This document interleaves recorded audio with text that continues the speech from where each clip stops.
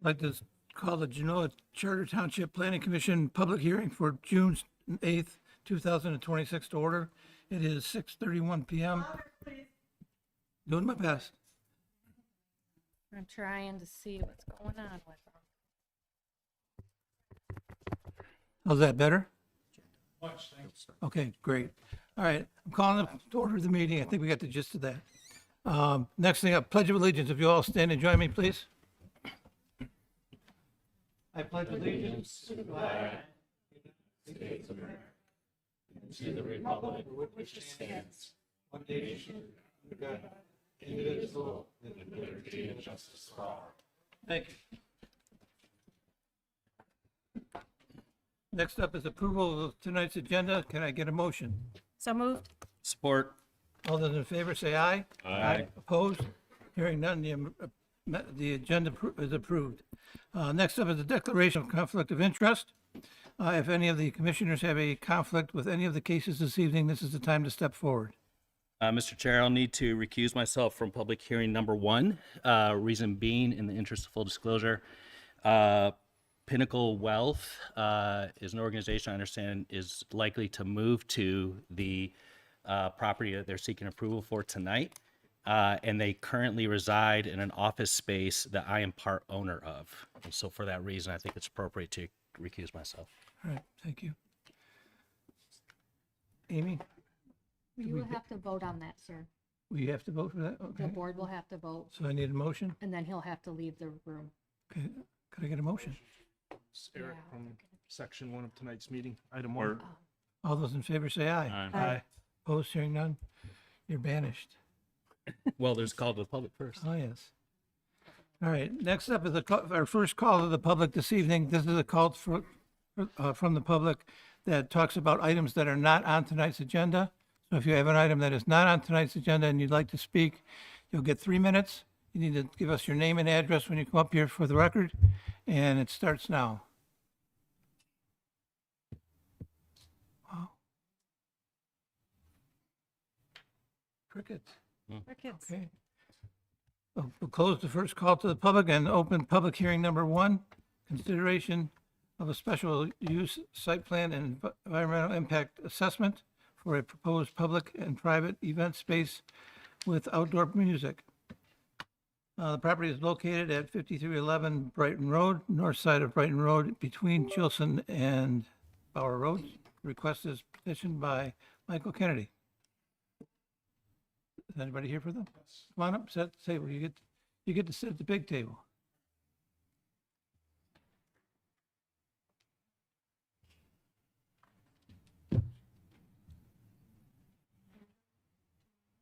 Let's put on the shirt. If you both state your name and address. Mike Kennedy, Lindau Associates Architects, 10465 Citation Drive, Brighton, Michigan, 48106. Thank you. Should be on. Yeah, I got to pull it closer to you. Thank you. Can you hear me? Michael Kennedy, Lindau Associates Architects, Brighton, Michigan, 10465 Citation Drive.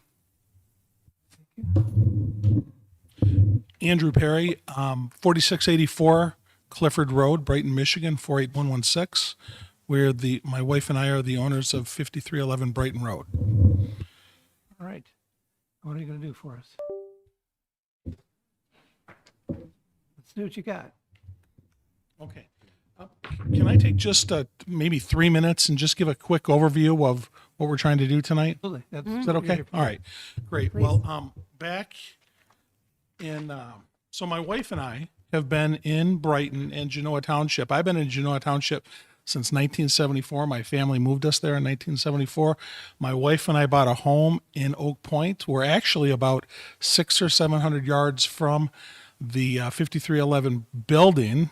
We've been there for 24 years. We built in 2002, 2004.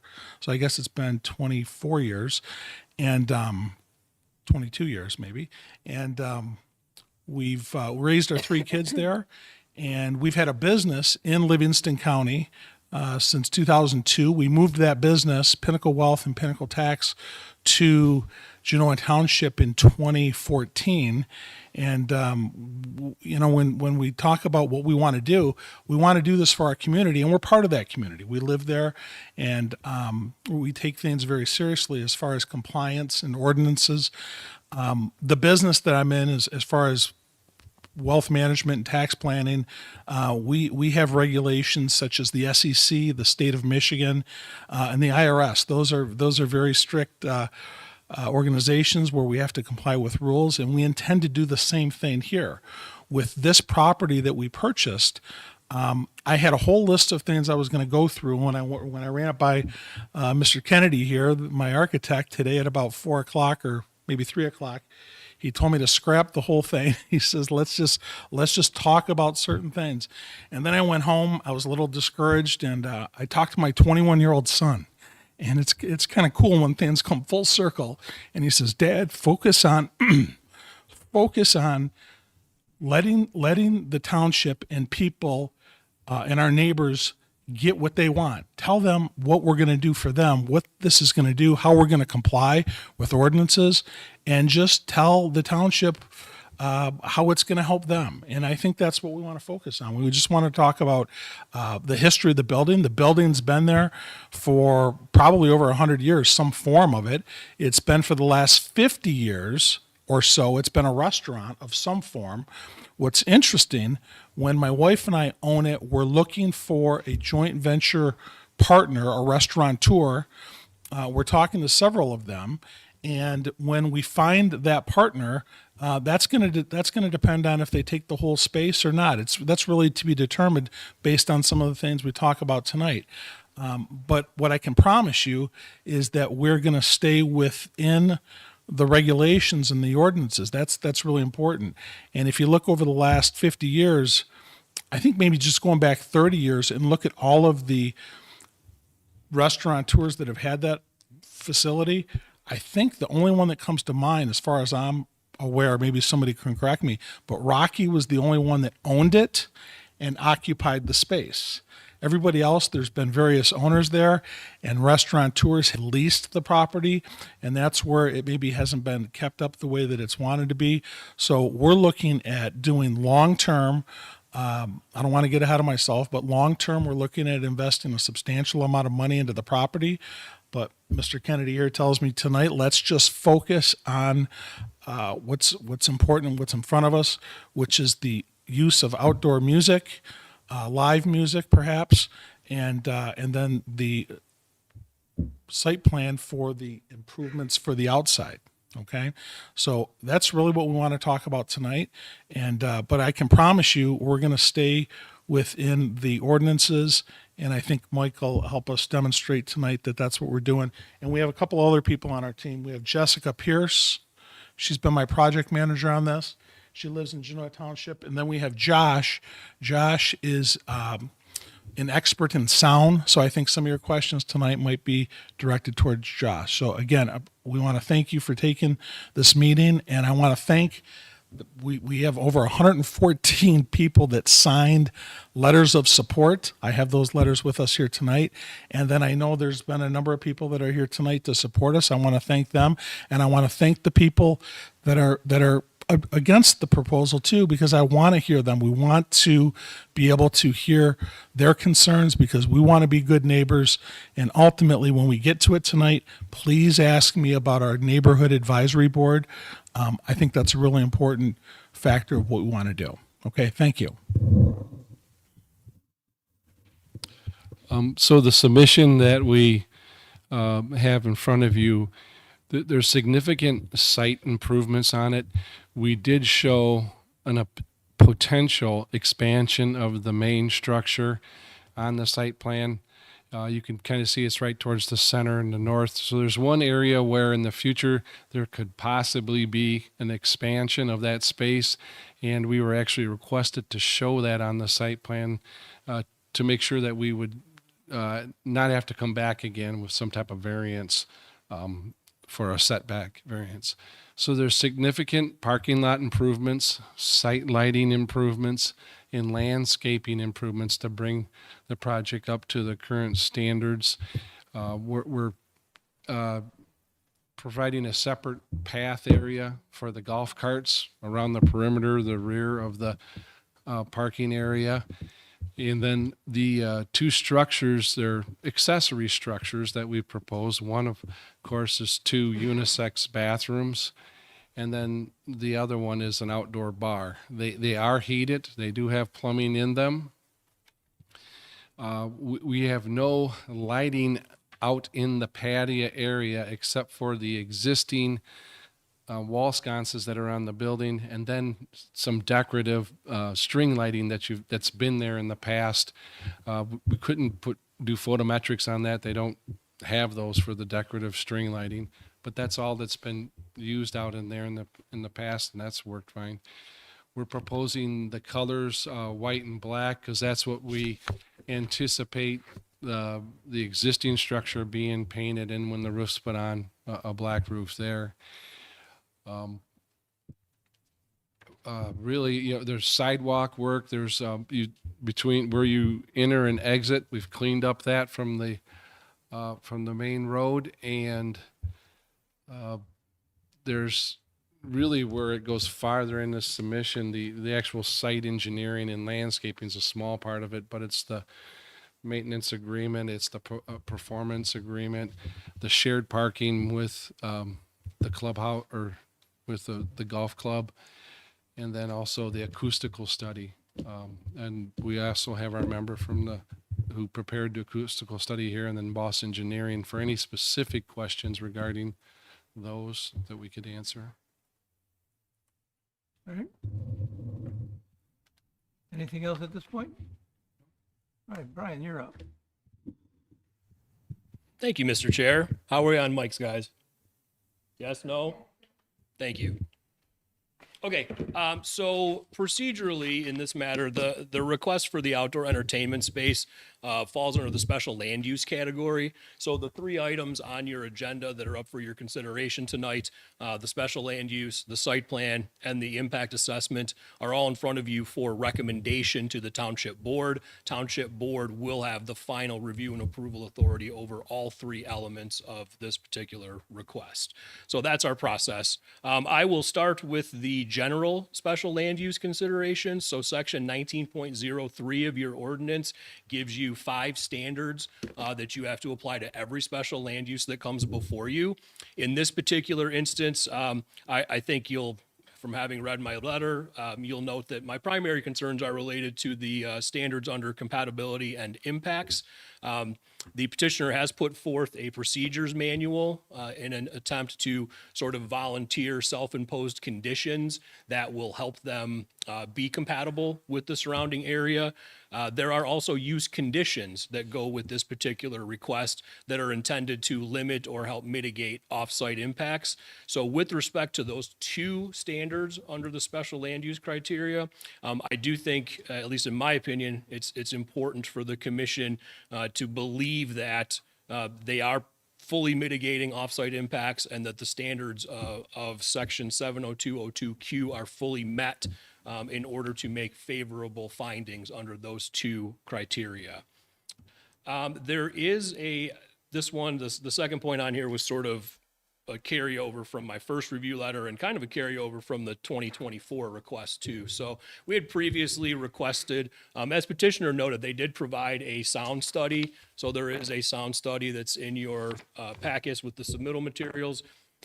In 2024, and again in our initial review letter this go around, we did request that they expand or broaden that study area. And really we felt it was important to depict the readings that would occur further south of Brighton Road, which gets into the residential neighborhood that sits across the street from this particular property. I will note the petitioner, they did not just ignore that request. They just indicated that based on the information from their sound expert that it could not be expanded was the response that we got in the cover letter with the submittal.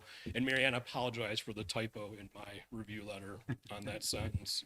I can't believe in this day and age that typos are still a thing. So I've already corrected it though in the file. All right, my apologies. So I did have another question too, as I mentioned earlier, noise and lighting are probably the two biggest concerns we have. I think noise much more so than lighting, but lighting does have the potential to have an impact here. We did hear from petitioner, they are not intending to add any additional lighting to the patio area. That was kind of our concern, at least related to the submittal materials. I have more comments on lighting when we get to site plan, but this request essentially was I was asking for lighting details for the patio area to make sure that we were within ordinance standards and we were not having light spill over or any potential issues. And then my closing comment with respect to the general special land use standards is there are also standards related to public infrastructure services and facilities. Those are really more fire and engineering aspects than planning and zoning. So as per usual, I will defer and request that any comments that you receive from engineering or fire be considered under that particular component of the special land use. Moving into the use conditions, so I referenced earlier, this is specific to section 70202Q. These are regulations that apply only to this particular use. So these are specific to this use as proposed. I mentioned earlier, petitioner did provide the procedures manual. So again, I believe you all should have a copy of this, which does sort of self-restrict and self-regulate a number of the concerns that have been laid out before the applicant, mostly related to noise. There are other provisions in there related to cleanup and occupancy and dates and times, et cetera. But I think as it relates to these use conditions, you need to make a determination that that procedures manual does adequately mitigate the potential off-site impacts that this use could have. And then if you have any additional comments on that procedures manual, tonight would be a great time for the commission. If you feel like something is missed or you have a question, just want to make sure that you're fully understanding of that document and those, again, sort of self-imposed regulations. So any comments that you have on the document specifically, as it is part of this special land use request, I think that's important for our consideration here this evening. The last item I have under this section of the review is, again, related to this use only. The ordinance imposes a 100-foot setback from any property line for buildings and spectator seating facilities. So this request in terms of the patio, the building, the proposed bar, the proposed restroom, all of those areas are within 100 feet of a property line, the way that this property. And I believe that was the case back in 2024 as well, Amy, right? So as part of this overall process, petitioner will also have to go before the Zoning Board of Appeals and seek a variance from that particular section of the ordinance. So if you are putting forth recommendations this evening, at a minimum, you should have the ZBA approval as a condition, or at least I would encourage you to do so. If you put forth favorable recommendations tonight, that should be a condition of your motion. Getting into some of the specifics of the site plan itself. So these are really just the details related to the site improvements that are proposed. Kind of a nitpicky comment, but we want to make sure that we have everything consistent. There are some site notes on the site plan sheet itself that are slightly inconsistent with the provisions put forth in the procedures manual. So I do want to make sure that as this moves forward, again, whether it's favorable recommendation or not, this still has to go through the full review process. So I would like to see the petitioner make the corrections there for consistency amongst the documents.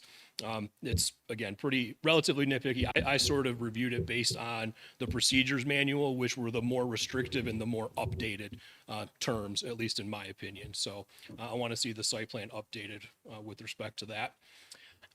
Getting into the buildings or the structures that are proposed themselves, again, petitioner noted the restroom facility and the outdoor bar. There is a note, we did get details with this submittal. And I really just had a couple of minor things, but it is identified as some form of siding as the main building material, the main construction material. I just wanted further definition of what type of siding that is. Is it wood? Is it vinyl? Is it composite? I just want the specificity with that. And then they've sort of already addressed the second comment I had under the building itself, which was the color pattern, making sure that these new structures were going to blend in with the overall, the principal building in this particular case. And I just didn't know if the white siding and the black shingles was going to be completely different than the building, but it sounds like their intent is to paint the building or do something with the building to basically match. So black and white seems like their color palette, in which case these structures would be consistent. So that was my only suggestion there. They also reference this, so the ordinance requires a non-motorized pathway along Brighton Road within the public right-of-way. One of the options, or there's really two options under that section of the ordinance. One is they build it as part of their project. Two is they provide the township with a performance guarantee in lieu of construction, and that would hold them to constructing it at a future date, essentially when the township deems it necessary. I think of course, my computer blanked out. I think the issue here is I don't believe there is another sidewalk or pathway for this to connect to. So in essence, it would be kind of a pathway to nowhere, if you will. So they have proposed use of the performance guarantee instead of construction at this time. But that would obligate them to construct it in the future at the township's direction. This was just another suggestion I had, but the way they're sort of reconfiguring the parking a little bit, they are making improvements to the parking lot for sure. All of their barrier-free spaces are across a boulevarded drive aisle. If you could look at can you use your cursor and kind of show what I'm talking about? Yeah, if you go towards the building to the east, the barrier-free spaces they're off-site. They're on is that the clubhouse building? Yeah, sorry. Oh, yeah, yep. So all of their barrier-free spaces are located in that particular area, which again is a trip across a boulevarded median to get to the actual building. So I did put forth a suggestion. This isn't really required at this point, but I did suggest that they might want to consider providing some barrier-free spaces that are closer to the building itself. Whether that's, 1, 2, or 4. I just think that it would be beneficial. Ultimately, if this goes through and obtains the necessary planning and zoning approvals, and they get into building permits, I do think that the building official would be looking at that. So at the county level, if they get into permits, they'll be looking at things like barrier-free spaces and location to building entrances. But I figured it was just something worth bringing up at this time since we're talking about the site plan. And I do think that would potentially be an improvement to the proposed site plan. The next item I had is back to the lighting again. So I did want to make sure that the lighting plan provided had whatever was proposed or intended for that patio area. There are also, the petitioner did reference this, but the plan, or maybe it's the impact assessment, something also referenced the building mounted lighting. That has not come through in the photometric plan that you have. So I do think there's some benefit to having that plan updated as well. Some of which would be onto the patio, some of which I'm assuming would be towards the sidewalks, the front of the building. I think they're sconces. They're probably decorative, so it's probably pretty minimal. But if there's going to be a reading coming off of those fixtures, that should be updated in terms of the photometric plan. And then my closing point, Mr. Chair, is I did also suggest some additional, potentially tighter spaced landscaping around their waste receptacle. So, Amy, if you can put the cursor, even better. If you can get to the landscape plan, that would be great. Maybe, It'd be further up. It wouldn't be into this. right.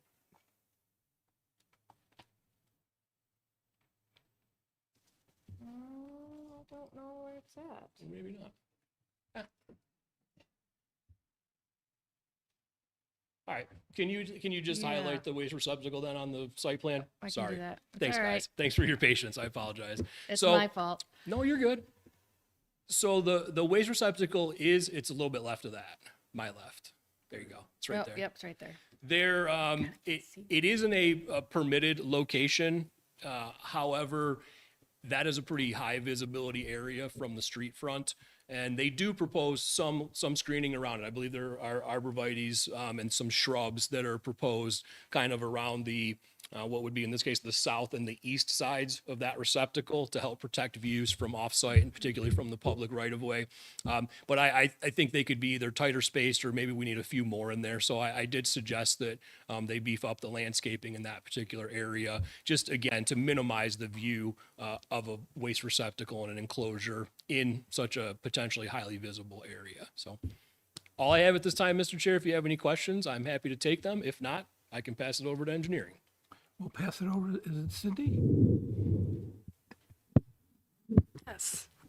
Thank you. So Tetra Tech has reviewed the site plan last dated May 12th, and they have revised all of our previous comments, and we have no other engineering related concerns. Thank you. That was quick. All right. Any questions from up front? Not yet? Not yet. You're going to do all the public and everyone have questions at the board level? Yeah, at this point, I think I'll have the call to the public, since I think we've got a number of people that would like to speak. Again, like I said earlier, it's 3 minutes that you get. We need your name and address for the record, and whoever would like to come first can come first.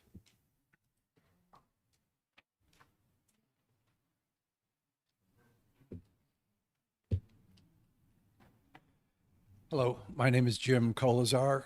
Address is 4095 Pinehurst Drive.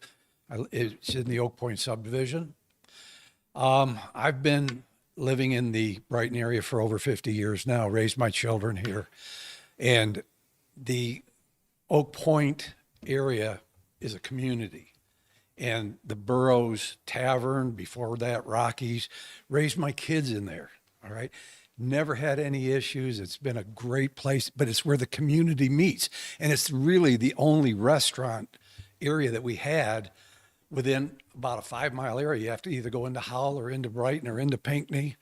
Okay. And I really believe that what Andrew and his family are trying to do is going to be a great thing for the community, not just for their business or for somebody else's business. It is all about community to me. And I think it's a wonderful, wonderful plan. That's all I really need to say. Thank you. Thank you. Amy, are you able to put up that? I'm going to, yeah. Okay, thanks. Hello. I'm Teresa Rimbold Kolaski, and I have a home on Glenway and another home on Crooked Lake. I have a business in Brighton, and I've lived here for as long as most of the people, probably 40 years. I'm curious as to, am I understanding from you that what we're doing right now is just opening up the patio and the bar area, and the restaurant that's all dilapidated is going to stay closed? Okay, this is a question So, and answer. so I don't know that part of it. So if we're just opening up the patio and the dilapidated building is going to be fixed and repaired and brought back to be a beautiful establishment, I'm 100% about that. Are they going to have food in the bar area if the restaurant's closed? Somebody mentioned the 100 feet of property lines for the bathrooms and certain things. I would wonder if anything's grandfathered in for them so that they can have a variance for that. But I support Burroughs, or whatever they call it, opening up again. I've never had a problem with it, and I'm right across the street. My one concern would be if there was a way to limit the over parking that happens on Brighton Road, all of the motorcycles and all of the cars that park along there, because I think that that's a good location for somebody to get hit by a car or accidents to occur. So if parking could be permitted or not permitted along that section of the front of the building, that might be a good thing for the community. Otherwise, I support it. Thank you.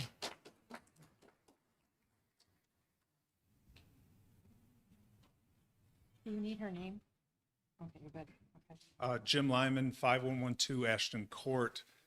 We are directly south of the building, and I am not against anything as far as opening up a restaurant and making it more beautiful. It's not a great looking space as it is right now.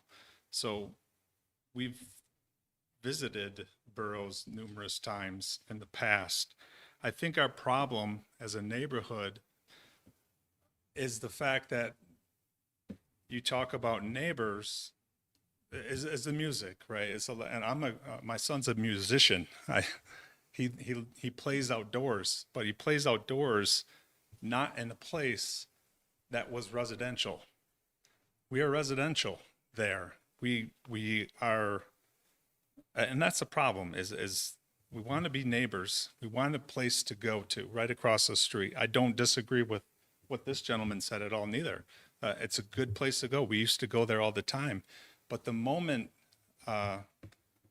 instead of going to a place that has live music, you're now bringing live music to a place that's tranquil and quiet, except for the loud motorcycles, of course, but they're gone in 30 seconds.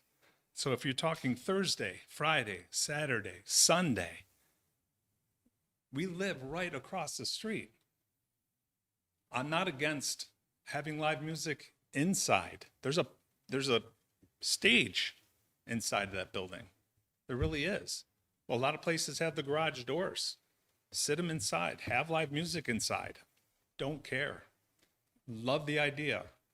Don't like the idea of being there Thursday, Friday, Saturday, sitting there. And when you look at those old studies, I cannot believe when you look at them, it stops at right at our court, Ashton Court. Just how does it stop right there? I'm sure you have the expert. He's going to be able to tell you stuff, but I'm going to tell you, we will hear it. And there goes our piece. That's what's moving in. We didn't move in to a place that has live music.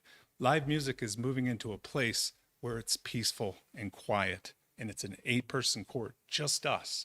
And then it expands to the east and to the west of us for the restaurant, not for the live music. Thank you.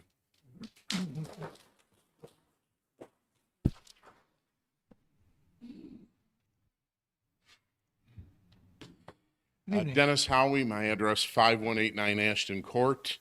There's 2 documents that have been referenced here to this evening. The set of site plans made up of several pages, also a procedures manual that had previously been distributed, both put to the commission here by the applicant. In looking between the 2 documents or 2 sets of documents, there's some questions that come up, and some were referenced earlier. For example, the procedures manual, when it talks about music types, states that there will be ambient music, live music with low amplification, acoustic, violin, jazz, duos only, no DJs or bands of 3 pieces or more. However, the civil plan printed on it states live music is max 3-piece music. So is it duos or is it 3-piece? Hours of operation listed in the procedures manual differ from what is listed in the civil plan. The procedures manual states that the music will end at 9:30 each night. The civil plan states music will end at 10 o'clock each night. Which is it? Also, when considering private events, the procedures manual states the sound system is available for use during private events and also references music and performers during private events. However, the civil plan states private events, no live music, DJ, or speaker systems. Again, which is correct. I would like to put to the commission here, can you, in good conscience, vote to move forward a plan that has discrepancies like this in documents submitted by the applicant? Thank you. Thank you.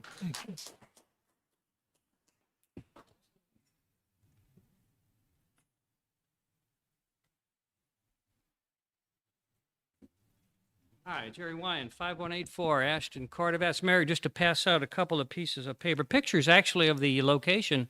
If this meeting was being done properly, we'd be meeting at Burroughs right outside to see the building that hasn't had anybody in it for 7 years. It's Critter Central there. There are all kinds of stuff out there. We would be meeting there in front of this shack that needs to be fixed. Before we moved here, there was a restaurant, like all the good folks here. We enjoyed it. 7 years, nothing for 7 years there. All right, I looked at the plan too. This community, I'm on the clock, right, for sure? Okay, just starting, that's good, thank you. You get a Bonus leg- minutes. Bonus. I love it when a plan comes together, yes. A little bit early on you. We are going into the outdoor music festival business is what we're doing. Because the scope right now is not to fix the restaurant. The scope of this project is not to fix the restaurant, it's to be outdoor. So we're going into that business. We know what can happen in outdoor music festivals, like Toledo this past weekend. People, we know that when you drink beer and are having a good time, have all your senses about you and you're very careful. Not going to happen. We know that there are problems with festivals. Going through the plan, I don't see any traffic management. I don't see security. I know at Pine Knob, they check people coming in and stuff. I don't see where that's in the plan. I don't know what kind of liability insurance is being required. I don't see it in the plan either.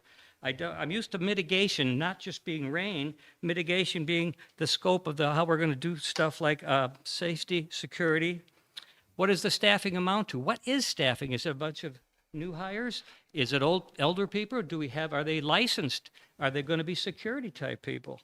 How are we going to enforce the code? When this was done about 4 years ago, our people in the neighborhood had a lot of trouble to get the township to do enforcement on anything.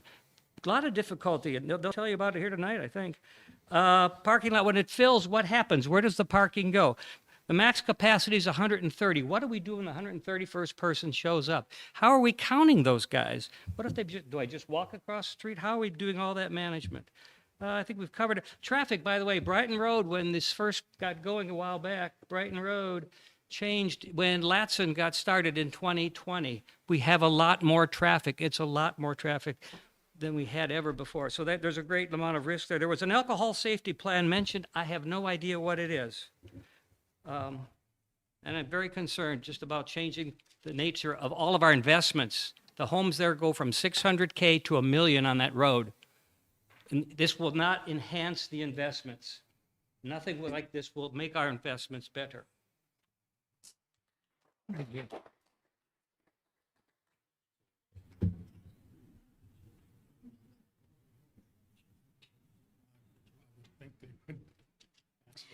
Good evening. Yeah. My name is Mary Willie Lozano. I live at 5241 Ashton Court, and that is directly across Brighton Road from the property, and we have lived there for 26 years. I have firsthand experience with the traffic impacts that an event activity can create at this location. During a summer event in 2007 at the former restaurant, I was waiting to turn onto Brighton Road when my vehicle was hit by another car who was trying to avoid stop traffic that was waiting to get into the restaurant. The damage was significant enough that my vehicle was declared a total loss. While that incident occurred many years ago, it demonstrates that traffic and public safety concerns at this location are not theoretical. For that reason, I am concerned that the applicant still has not fully demonstrated impacts on the surrounding residential neighborhoods. I'm not aware of any traffic impact study, event traffic projections, or analysis of impacts on nearby residential streets. In addition, the requested sound analysis was not extended into the residential neighborhoods south of Brighton Road, where my subdivision and many of the potentially affected residents are located. I'm also concerned that many of the operational controls described in the procedures manual depend entirely on staff actions. The procedures manual is described as a working rough draft and subject to change. If the commission is relying on these procedures to mitigate impacts on neighboring residents, I respectfully ask whether they will become enforceable conditions of approval, how compliance with those conditions will be enforced, and what remedies will be available if violations occur. The applicant may have good intentions, but good intentions are not the same as enforceable conditions. I respectfully ask the commission to ensure that impacts on surrounding residential neighborhoods have been fully evaluated and that any conditions of approval are clearly defined and enforceable before a decision is made. Thank you for your time and consideration. Thank you.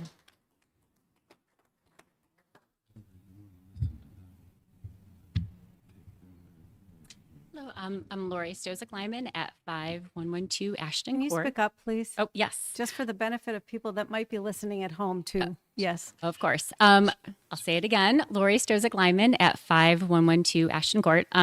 Similar to many people who have spoken already, I would love to see that building turned into something productive, a restaurant, something that has a positive influence on the community.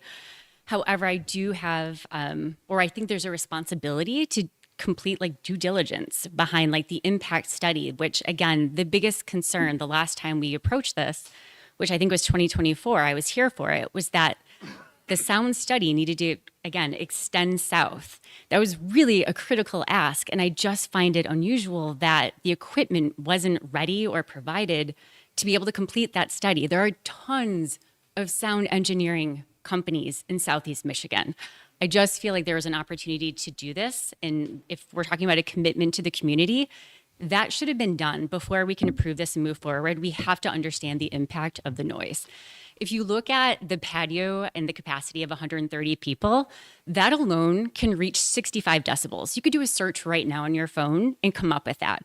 So I'm very unclear as to how music in that containment is going to stay at 65 decibels when the patio alone from people talking is probably going to be at that level. So I think until we understand like true risk mitigation there, like which I'm super unclear as to what that looks like, again, I don't know how we can improve this. And the last piece, which was also brought up already, is around parking. And my understanding is Oak Point owns part of that parking lot, and maybe something has changed. But if they still own it, and maybe we have approval today, I would love to see, like, is that in writing? Who is that from? I'm a member there. Is that through Invited, which is the parent company? Is this through approval through the current general manager, which I'm sorry, that changes on a fairly regular basis. So if we're talking about the parking lot, I would love to understand, like, who actually gave approval to use that space, because the overflow will undoubtedly hit our street on Ashton Court. It does every time. So I think these things, again, really need to be understood before we can have any type of approval with this. So thank you. Thank you.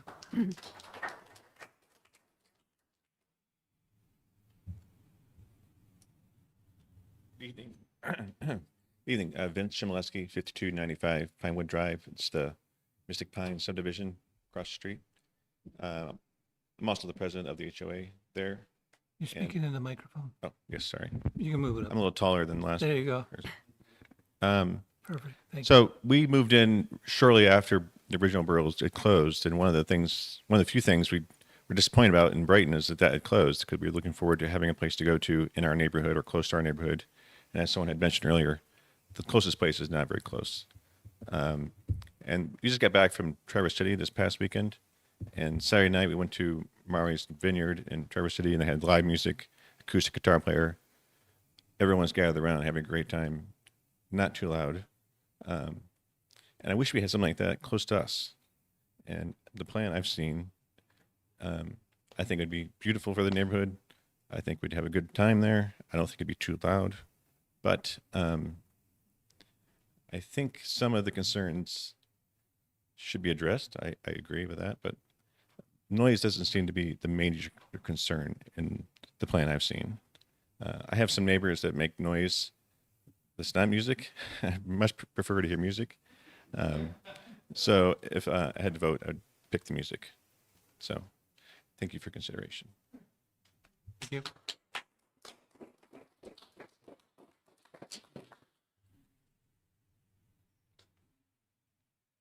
My name is Catherine DeHulster. I live at 5236 Ashton Court.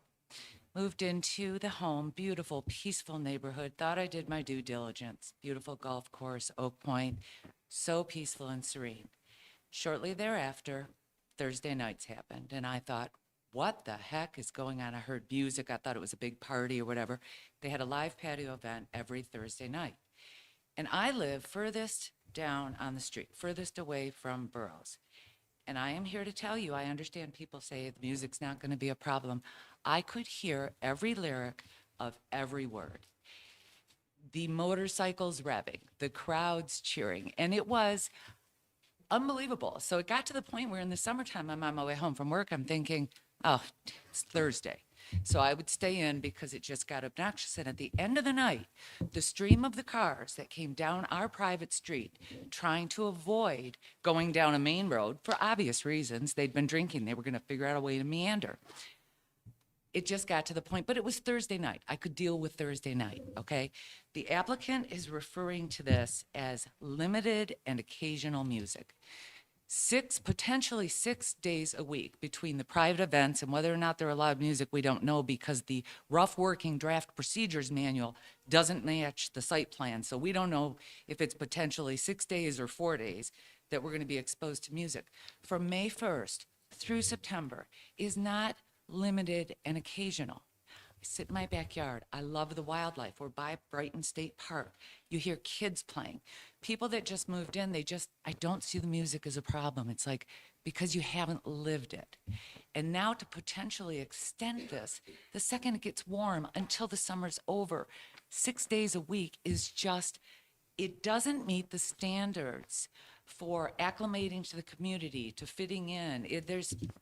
I wrote them down and I know you're more familiar with them than I am. And I love Burroughs, the historic building. I think it's so sad that it's sitting there deteriorating. I love the restaurant, been going there since it was Rocky's. I would love to see it restored.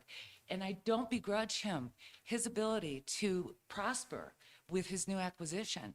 He has plenty of room. All I'm asking is keep the music indoors. You have an outdoor patio. We didn't buy houses in a downtown district. We didn't buy it in a big commercial area. We bought it in a beautiful residential area. It's just so, you're not supposed to get emotional about this, right? But this is a very personal thing when it talks about your house, your backyard, and listening to their music. He refers to it as ambient, a duo, jazz, violins. The project manager went online, started touting, we're reopening Burroughs. Bring back the patio parties, okay? Those people aren't coming to hear a two-person violin. That's not what they're coming for. I just ask you to please follow the standards that are put in place to protect us in our community. Thank you. Thank you.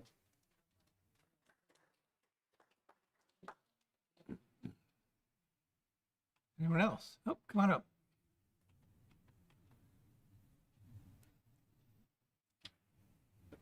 Evening. Michael Hill, live at 5139 Milroy Lane, so just down the road from Ashton Court, but just south of the Burroughs restaurant in question. Not going to say too many things different than has been very well said by a lot of the people that are opposed to this idea to begin with. My family and I moved here about 3 years ago. We're trying to put our roots here. We want to commit to this property. This is now the third time that we've been back in this room talking with you fine folks up here, trying to get you to turn this down. The applicant talks about wanting to be a good neighbor, yet he's heard us two other times.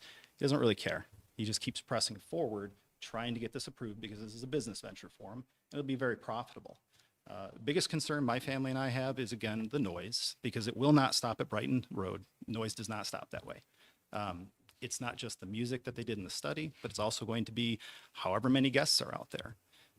The noise will carry. It will be 6 days a week. And the way that it's written, if I understand it, the procedures manual doesn't matter because it's written by the applicant.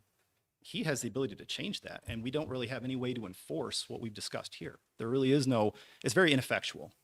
Calling the police if it's too loud isn't going to do anything. My understanding of it is we would have to come to the city office here, get a sound meter from you guys, wait for the next time this happens, then try and take a recording, then come back to the city office, then have you guys issue a ticket and try to, it's not going to work. So the peace and tranquility that we moved here for, we live on an acre lot near a golf course, away from a downtown area to raise kids, peace, quiet. Our fear is that that's going to be robbed. In addition to the sound, it is concerning with the traffic. Just leaving for work in the morning or coming home in the evening, Brighton Road, because of the stop signs, cars like every 15, 20 feet. It's hard to get out. And now you're going to add another, operation here with more and more traffic, potentially traffic that's been drinking at the end of the evening coming out, using my street, which does connect through. I have kids that ride their bikes up and down. They don't pay attention a whole lot like they should. It's added danger. disruption of the peace and tranquility. And unfortunately, and we've talked about this has been so disruptive to us since we moved in, because every time this comes up, I think to ourselves, like, that's it, we have to move. We're vested in the community. We've vested in the local church. Kids go to the schools. We want to stay here so that we can get up here and be like, 40 years ago, we moved here. So I would ask that you guys, based on that, remember, there's no way to enforce the rules if they're broken. I'd ask that you guys think about this in your own backyards. Do you want to listen to music 7 days a week? Think about that neighbor that might have been having a party that one night. If that was annoying to you, that would be every single night. So I'd ask, please vote this down. So thank you. Thank you.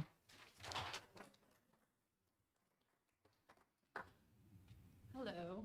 I didn't sign up, but I didn't know if I was going to get a chance. I assumed I would get a chance to speak over here since I'm the project manager. Is it okay for me to make a public comment? Or do I need to sign up? Your name and address. I'm Jessica Pierce. I'm 5259 Pinewood Drive in Brighton. I live right across the street from the building that is the topic of conversation. Oh, my time didn't start. Sorry, Amy. So I am sort of a new resident. My family and I moved here a few years ago, and every morning I would walk down to the corner of Brighton Road and Pinewood Drive with my 3 little kids to the bus stop, and I would look across the street and I would see that dilapidated building, and I'm like, man, that probably used to look so beautiful. So I started doing some research because I'm nosy, and I inserted myself into Andrew and Beth Perry's life that way, and that's how I became the project manager, because I'm a problem solver. I like to get things done. So I'm over here looking at this building and I'm like, what can we do about this? And then I start asking questions, right? Where did this come from? Why is it falling apart? And we get to having a conversation, and it's because everybody's sort of putting up a fight about this live music situation. But not everybody. There's just some people that aren't happy about it, and that's okay. You can't please everyone.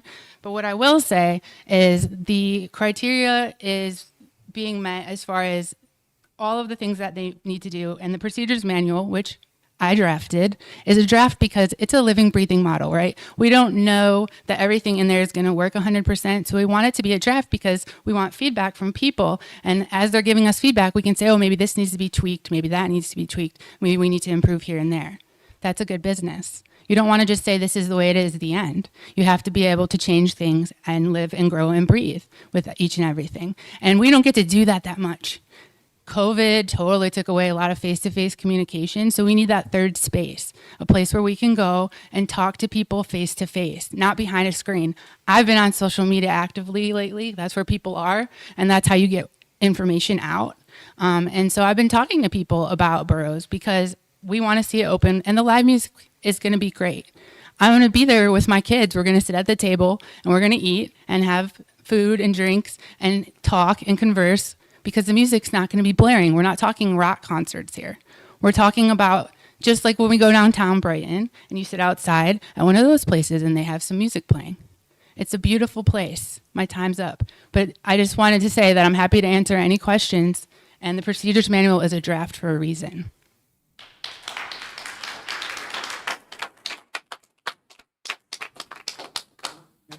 Absolutely. I'm a resident here. Absolutely. Thank you. My name is Mike Jurgens, and I have my wife Leslie here with me. We've lived in the same house for 29 years now on Oak Tree Court in the Oak Point subdivision. I've known this gentleman here and his wife Beth for decades, and I want to say they're very admirable people, honorable people. We used to enjoy the Burroughs experience, listening to music, but primarily dinners inside the restaurant. That was a very good scene. And primarily, the point I want to make here is I understand that there's going to be activity in the later hours of the evening. And if people do have any noise complaints or whatever, Genoa Township should have a method of addressing or determining if there's any type of noise violations, because where I live on the golf course side of Oak Point, I once called Genoa Township to complain that there were lawnmowers blasting jet engine style golf course dryers at 4:30 in the morning. And they said, well, we don't have decibel meters to come and inspect to see if your violations are actually occurring. And even if we did, we wouldn't have an employee available to come at the time that these violations are occurring.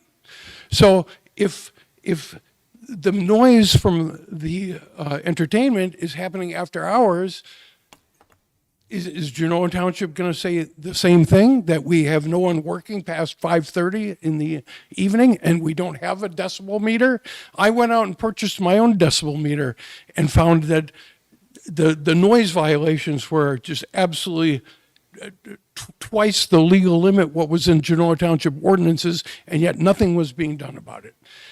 I support this gentleman's business idea. I would love to see a beautiful restaurant and, but I see no method from the township to be able to appease all the residents that are concerned about perhaps what happens if the standards aren't being met. And that's my only concern. I love the idea, and I love this family, and I love the idea of having a nice evening out. But again, there should be limitations on the scope of the project, and there should be ways that the people can make sure that the terms are adhered to and that it's not a burden or inconvenience or nuisance to those people that are affected. That's what I have to say. Thank you very much.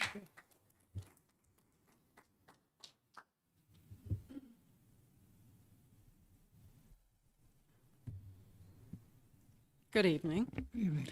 My name is Beth Smith. I live at 1460 Stillman Road, and I have a very long and very passionate relationship with that building. Charles and Anna Dorr lived in that farmhouse. They were born before the Civil War. They had a farm, and in 1927, Burroughs Adding Machine Company, before it became Burroughs Corporation, bought that farm and 10 others to put together Burroughs Farms.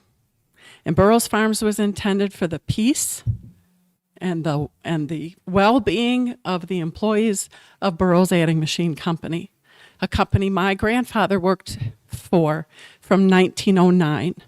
They'd only been in Detroit for 3 years. My father started that company right after World War II. I was conceived at Burroughs Farms. According to my father, it was a rainy summer night. I lived every summer from the first day of summer to the last day of summer of my life for 21 years. Those 700 acres were home. That building deserves to be on a historic register. And it's a damn shame that no one's done anything about that. And it continues to fall down. I don't hear anything about plans to put that right. I'm sure Charles and Anna are rolling over in their graves. I know I'm an administrator of a group of kids that grew up at Burroughs Farms. There are almost 600 of us on our Facebook page. We're all passionate about once what was our backyard. Where you all live in Oak Point? Yeah. I knew every blade of grass in those 700 acres. My husband and I met when I was 3 and he was 4 at Burroughs Farms. I love that place. The prior owners, of the business, George Zaluki and Joe Aguas, approached me because I am known as the historian of Burroughs Farms. I inherited oodles of articles, newspaper. I can tell you why Burroughs Farms came to be. I can tell you how it came to be. I can tell you what the men at Burroughs Adding Machine Company had in their minds when they created it and why they did. There's never been a company like them and never will be again. I provided historical information, photographs, letters, all kinds of stuff to Joe Aguas. And we had a gentleman's agreement that should he walk away from that business or it should fail, all that shit would return to me. And you know what? It didn't. And so I called this man when I found out he owned the current building. And he told me he was going to open an office building there. And I said, I would like my stuff back. And he said, too bad, so sad. Sounds to me like you made a bad gentleman's agreement. And I said, can I get it back? And he said, call me in 2 or 3 years, and what I don't want, I might let you take pictures of. That's who you're dealing with. Thank you. Something needs to be done with that building now before it falls down. Thank you.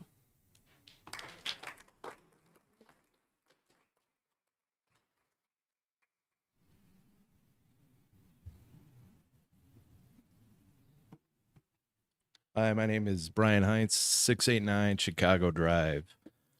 I'm one of the originals, 2010 employee from 2010 through 2015 at Burroughs Tavern. That's where I learned how to bartend. I have a lot of history there, a lot of memories, even before when it was Iron Grill, Rockies, then Rockies again.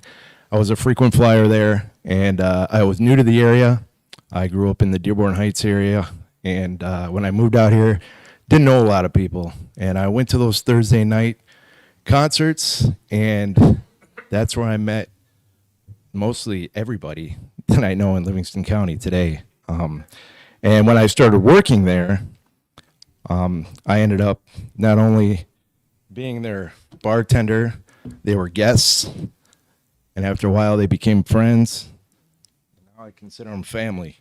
They followed my journey when I moved downtown to Detroit to chase an acting career, which I still am. Follow me on Instagram. Hi, it's Brian. But this place meant a lot to me, and the people that I met there, I believe, I get the loud music in the neighborhood can be disturbing to certain people, but I also believe it's summertime, it's patio season. It's Michigan. We might have 2.5 months where we can even listen to music outside. I think, and I hate to see that building go to waste. It's history. After living in downtown Detroit and seeing all the good that they're doing to the buildings that are old and they're rebuilding, that can definitely happen to Burroughs. I don't think it shouldn't go to waste, but I think it should be used for what I was raised at, or learned to do things at, and met everybody in this county at. And I know when I was there, not only was it wasn't just about people coming there and enjoying music and getting drunk and acting silly or taking up there were families there, there were bikers there, I've seen a lot of these people raise their kids there, and nobody was on their phone, everybody was enjoying the music and just having a good time in the weather.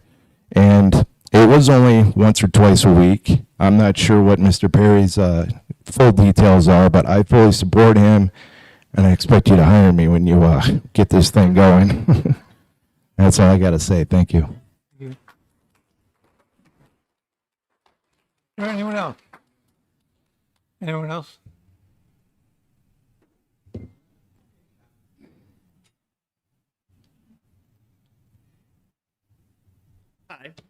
My name is Sean Chappell, 5043 Ashton Court. I'm the property directly across the road from this. I'm going to say I lived through it when the restaurant was there with the live music. From 6 to 10, I could sit in my house with my windows open. We can only open our windows so many times during the year here in Michigan because it's either cold or too hot. So I could listen to the music at my dinner table, and then, not ideal. I had small children at the time. I knew I couldn't get them to sleep until after 10:30. The worst part wasn't the live music. It was from 10 to 10:25 when every drunk person on their motorcycle would pull out of there, and all you would hear is pulling out of there for like 20 minutes. That's all you would hear. That's all you would hear. I live in the township. I don't live downtown. I don't live in Royal Oak. I moved out. I don't live in Detroit. I live in Genoa Township. My wife and I just put a pool and a pool structure in last year. We invested $200,000 into our backyard. I want to come home and relax and not listen to shit across the street. I want to hear peace and quiet. That's what I expect in the township. I also have held a Michigan real estate license since 2005. People don't want to live next to airports, busy roads, gun ranges, and live music venues. It's going to hurt our value of our houses. It's going to limit the buyers, the pool of buyers that want to buy the house. My house is a 5-bedroom, 4.5-bath house, family home. This is where my family lives. I live there. Nobody's going to want to buy that. No family's going to want to buy that across from a live music event. People don't want that. They want to come home and have peace and quiet. The other thing is there are accidents there all the time. Other people have mentioned it. I witnessed it. I would do my yard work the Thursday night during these events, and I would hear all the time a smash crash. The other big thing is he talked about his son. I'm going to talk about my daughter. She just got her driving permit today. She's 14 years old, and now I'm going to have to worry about all the drunks over there partying, pulling in and out of this place. My daughter's learning how to drive. There's 2 other young drivers on our street too that are working on their driver's license and just learning to drive. This is a nightmare. Ever since this has come back up, I've lost sleep over this. This has been a nightmare for me and my family. On top of the potential loss of value in my house, if this goes through, I don't know what the next steps will be, but there will be I'll have to do next steps. But no, I don't agree with this, and I don't see how you can take value away from people, their investments, to give to one person to profit. I don't understand that. Thank you.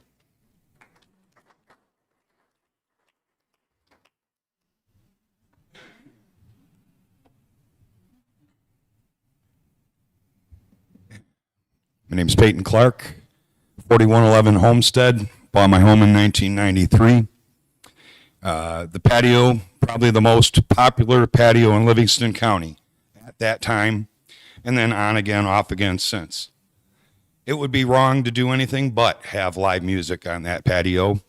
It needs to be there as far as I'm concerned. Burroughs Farms used to have parties in the dance halls on Friday, on the weekends. Same thing. They stop at 10 o'clock. What's the problem? So thank you. See you later. Anyone else? Is there anyone else? All right, well, come on up.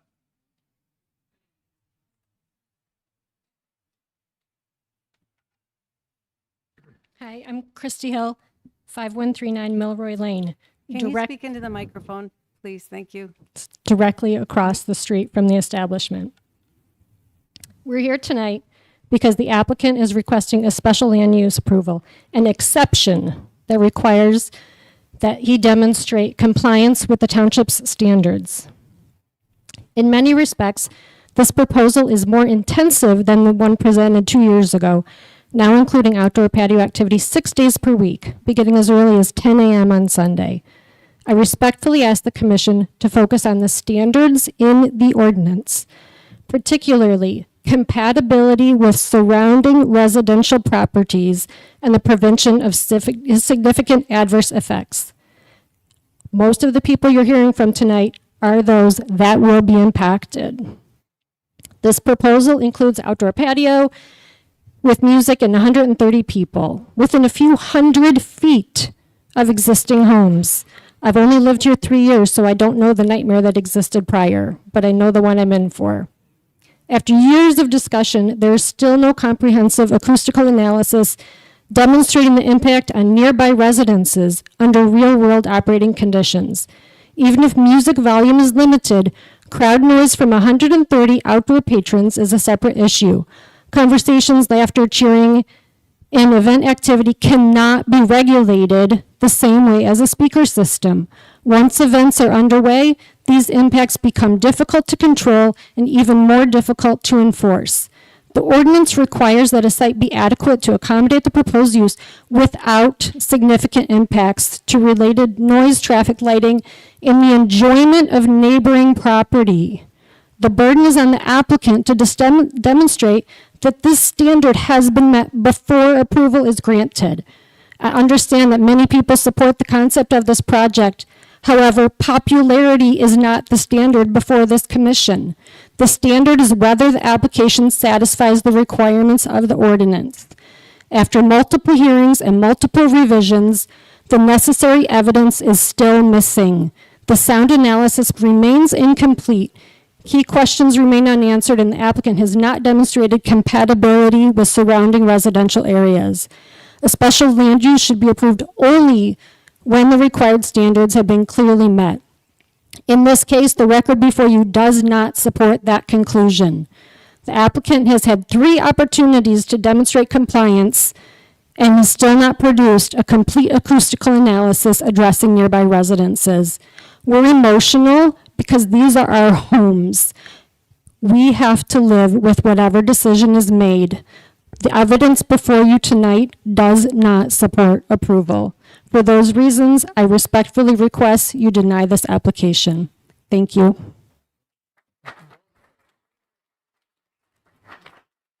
Is there anyone else? Right. Oh.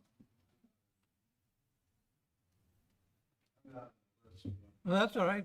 You don't have to be on the list. My name's Tom Martin, and I live at 4748 Pine Eagles Drive in Oak Point. And my wife's father worked at Burroughs, and that's how we came to Oak Point. And when we originally came out here, we came to Burroughs Roadhouse for a brunch, and then went through Oak Point and found it was so nice, which kind of brought us back to the community. And the Burroughs Roadhouse really was to me, the cultural piece of Oak Point. And so to have it restored, and after looking at the plans, I think it looks fantastic. And to be able to go over there with neighbors and sit around and listen to some music, as long as it knocks off at 9:30 and it's not, too late or too loud or too crazy, I think it's going to be a wonderful thing for the community, because right now it's just a dilapidated mess. And without restoring it, I think we're going to lose a lot of the cultural beauty of the area. Thank you.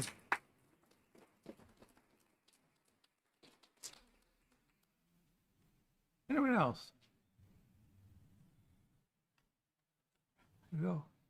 This takes a little bit of a nudge. Hi, my name is Pat Ellerholz. I live at 4083 Homestead Drive. I also used to live on Mystic Lake for 15 years. I've been at Homestead for 15 years. My family's been there since the 50s. My grandmother worked at Burroughs. I don't think I was conceived there, though. I grew up at Burroughs and going to all the festivities there. I know it's not the same with Oak Point there now with the golf course, but I certainly would like to see the building put back to kind of its historic spot in the community. Drive by there every day going home from work and just see this dilapidated building. And I've known Andrew for 40 years, and it sounds like he has hopefully the proper budget and that to go back. I know Joe Angus from prior years, and they just rented the place, and I always felt like the budgets there were not proper to actually put the building back to where it needed to be as a proper, beautiful place for the community. So I don't hear anything. I appreciate the loud music. When 50 amp fuse would play there, we certainly could hear it across the lake. But it sounds like it's more of an acoustic 2-person place, and, respecting the neighbors and the volume and such. I know that can be an issue, but I certainly would like to see it put back to its glory. And I feel like Andrew could do that for the community. So that's all I have to say. Thank you very much. Thank you.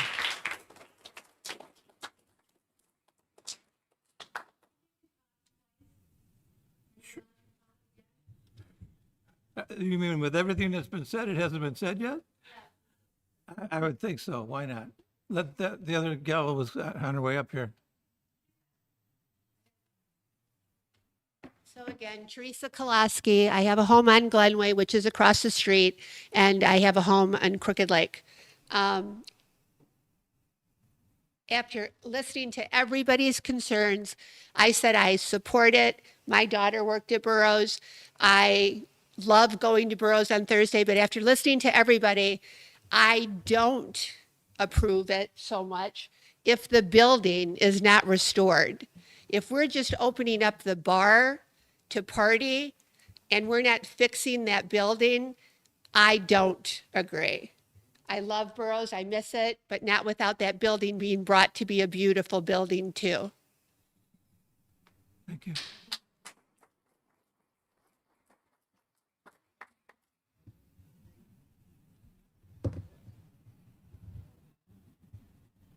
Hi, bear with me. I've never done something like this. So, my name is Danielle Smarch. I live on 5101 Milroy Lane, which is like, oh, I'm not close enough. Sorry. 5101 Milroy Lane, which is directly across pretty much from Burroughs. We have lots of children who live there. And speaking as someone who was the family or the friend of someone who was hit by a drunk driver coming out of Oak Point in the middle of the day, I have some severe concerns. Not only do I have concerns about the drinking and partying that will be going on there, I have concerns about the loud music. I did write an email and it's there, and you guys can read that. There's concerns about parking and all of these things. But I would like it said that the residents don't have a problem with restoring the building. We want the building restored. We want it to be beautiful for the community, and we love the idea of having a community area, but we need some sort of recourse for noise. We live there. This is our home. This is listening to loud bands on a daily basis, Tuesday through Sunday is absurd. And so we need to have some strict ground rules, some sort of recourse for what's going to happen if this does pass. We need to have recourse on if there's parking down our streets and all of these things. And nighttime, all of these matters are very concerning.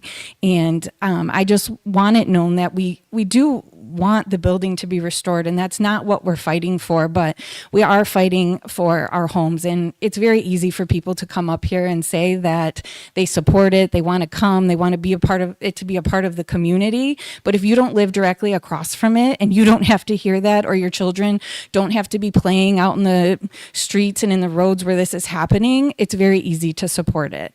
And so I really hope that you guys take the time to really consider, if you were living across the street from it, what you would want. And saying that listening to music across the lake is the same thing as listening to loud music across the street is very different. So I hope that you guys will read our emails and take some true time to consider this before passing. Thank you very much.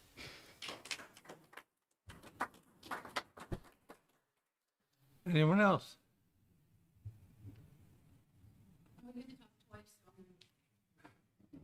Hi, Jessica Pierce, 5259 Pinewood Drive. I do live across from the establishment, in case that wasn't clear before. I do have young kids also. And if anyone thinks that young kids are quiet, come to my house, because, man, the decibel is probably way louder than 65. I'm just saying. The road noise is 70 decibels. Everyone look at the studies. 70 decibels is the road noise. So we're not stopping traffic. We're just saying that 65 decibels, it's going that way, away from the residential areas. The music is not going to be like it was before. It's going the other way. So please stop spreading misinformation. It's not 6 days a week of rock concerts. There's not anything like that happening. People aren't going to be lining up the streets. I have kids too. They do not play in the road though. That's just not a good idea. We used to play hockey in the road back in the day when I lived in Livonia. Car and everybody would move. We can't do that now because people drive crazy everywhere, not just in and out of Burroughs.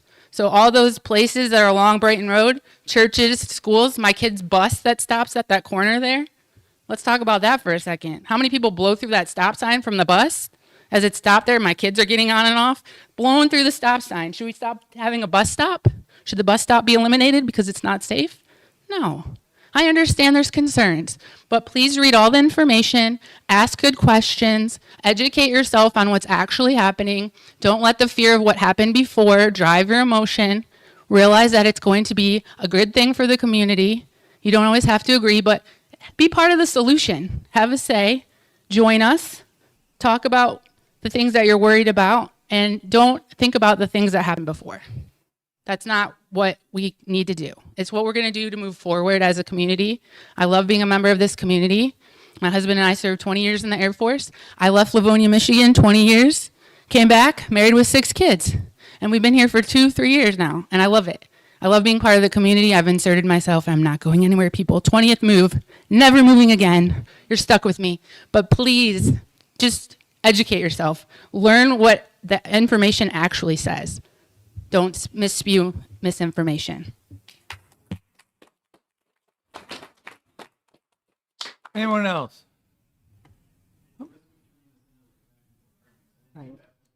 It's not supposed to be. No. Not come up and refute what we also have residents have said. But if we're going to do this, how many minutes do we get? So all I would say to that in terms of traffic noise, it passes. We're not going to go tit for tat. Thank you.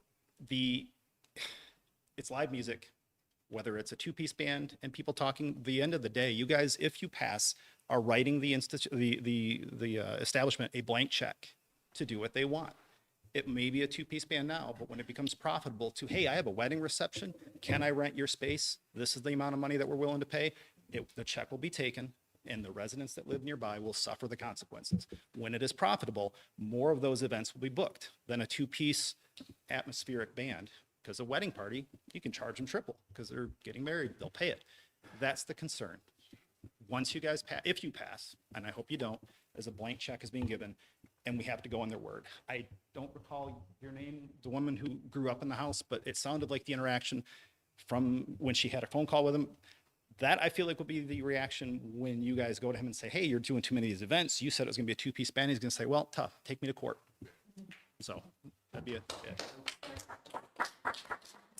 Excuse me, sir? Sir? Sir? Name and address. Thank you, Mike. All right. With that, I think I'm going to close the call to the public. I don't see anybody too upset about that. All right, we're coming back up front. Questions from the commission? I have several. So my first question is, in the special land use application that's in our package, it indicates the proposed use, and that I'm looking at page 4 of our package. Is this the application that is specific to this agenda item? I believe it is. It states under proposed use to allow outside music on the existing patio on the site. The outdoor music will be an accessory to the primary use of the establishment and is intended to enhance the customer experience in a controlled, small-scale, and community-oriented manner. This will be limited, scheduled outdoor music. Is that how you understand it? That's your application for this? Correct. Okay. So it references in here that this is an accessory to a primary use. What is the primary use of the building? Well, again, that's partially where my architect told me I shouldn't go with some of this stuff tonight. So let me just address this, Mike. So I'm sorry, because it's been difficult. I appreciate everybody's input tonight. It's a little maddening and a little sad because there's a lot of misinformation. There's been some good questions on both sides, and I really appreciate that. I want to answer your question. So will I get a chance to address a lot of the things I wrote down from the comments, or should we just focus on your question right now? What's the best way to do it? Commissioner, Chair, will answer that question. Okay, so As we are directing those questions, okay, so to answer your question, what I wanted to talk about tonight that my architect told me not to talk about is we're renovating the entire property. Okay, in terms of what the use on the inside is going to be, is part of it going to be occupied by Pinnacle Wealth and Pinnacle Tax, or is it all going to be a food service establishment? That's yet to be determined based on us interviewing different restaurateurs. So when people say they change their minds from yes to we support it to no we don't because we're not going to fix up the building, that couldn't be further from the truth. Our plans are to improve the inside of that facility, the outside, the parking lot, the patio, and at last check, now we have to do a feasibility study, and that's what Mike's telling me, hey, pump the brakes here, but it's going to be about a $2 to $2.5 million renovation. So yes, the property, Burroughs, the entire property, inside, outside, patio is going to be renovated. But I was told tonight to just focus on what we were here tonight to discuss, which is the outdoor live music and the site plan regarding the patio. So that's what Okay, Mike told me to so, focus but your on. application gives other evidence that there is an accessory use. This is an accessory use that you're asking for. It's not the main use. So your application says differently, and you have not addressed that. Correct. In your site plan, or in any of your blueprints, or in anything else. The buildings that we've proposed on the patio are accessory uses to the current restaurant use that's there. We don't know to the extent of, could it be 3 offices that Pinnacle Wealth could put in there or more? It's going to be driven by the tenant that they find for the restaurant use, to how much of that building would be a mixed use. And we don't know that yet. And without getting either approved or denied on the special use, that's what's going to drive the whole program for the renovation. So yes, the building's going to be renovated. The exterior is going to be fixed up, but we can't tell you what percentage of the building would be restaurant versus office, if it's 100%, if it's 50-50, if it's 30-70 at this point. We'll have to come back as we get farther along with the study on that. So let me read you the ordinance under uses for section 1102. Principal building, structure, or use. No lot may contain more than one principal building, structure, or use, except groups of multifamily dwellings under the same ownership, site condominium projects, mobile home parks, farm worker housing, unified retail business centers, auto dealerships, office complexes, or other groups of buildings the zoning administrator deems to be a principal use collectively. An office and a restaurant is a business use. It's the same use. Separate uses. They're a business use. They're two separate uses. They're classified as a one use, a business use. They're So two you can, separate uses. you have, what's the permitted, whatever the permitted uses are in the zoning district, and those are both a business use. One, no lot may contain more than one principal building, structure, or use. So now you're saying it's going to be an office and it's a restaurant.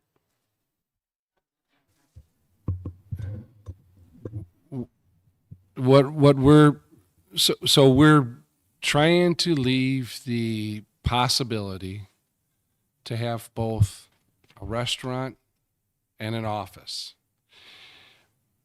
We came here with the approach when we met with staff. We want to get the special use requirement for the outdoor space settled first before we proceed any further with designs and additions to the building and complete renovation to the plan. We want to get the outdoor music venue settled first. So that's why there's a bit of a cloudiness around the interior space, because we're trying to come here and focus on the site improvements, what we're going to do to the exterior of the building. So the bar and the bathrooms, they're accessory uses. They're accessory structures. I guess I wouldn't say accessory uses to the wherever we end up with as the main tenant of the building. It could be solely a restaurant, 100%, or we have to come back here a second time with the plans for to get the use approved for the interior. At the building department, there's a lot of technical things to go through if you are more than 50%, or if you're approaching even close to 50% with a mixed use type of a classification. And as you specify, technicalities are something that we have in regards to complying with our ordinances. I understand there's a love, passion for that building. It's been expressed by every person here. I've understood that as the people are sitting here, they're all saying, I love music. And you've made a concerted effort to drill down the ambiance as far as what kind of music it would be and limit those things, but it's still music, and it is still not an allowed use in commercial, in that district. Under neighborhood service district, bars providing dancing and live music is not allowed. That's Then got live How was music. that the case for the last 40 years then? Well, I will ask, that's a good question. I think, Amy, was there ever a use allowed to any of the previous businesses that were there to allow them to have, that you gave them permission to have music outside? They never had permission to have music. I just wanted to clarify that this property is master planned. I don't remember if you said that. It's master planned for neighborhood service. Now, master planned, yes, for future use. Yes. Yes, so it, yes. I just want to make sure that it was clear that the property is master planned for neighborhood service.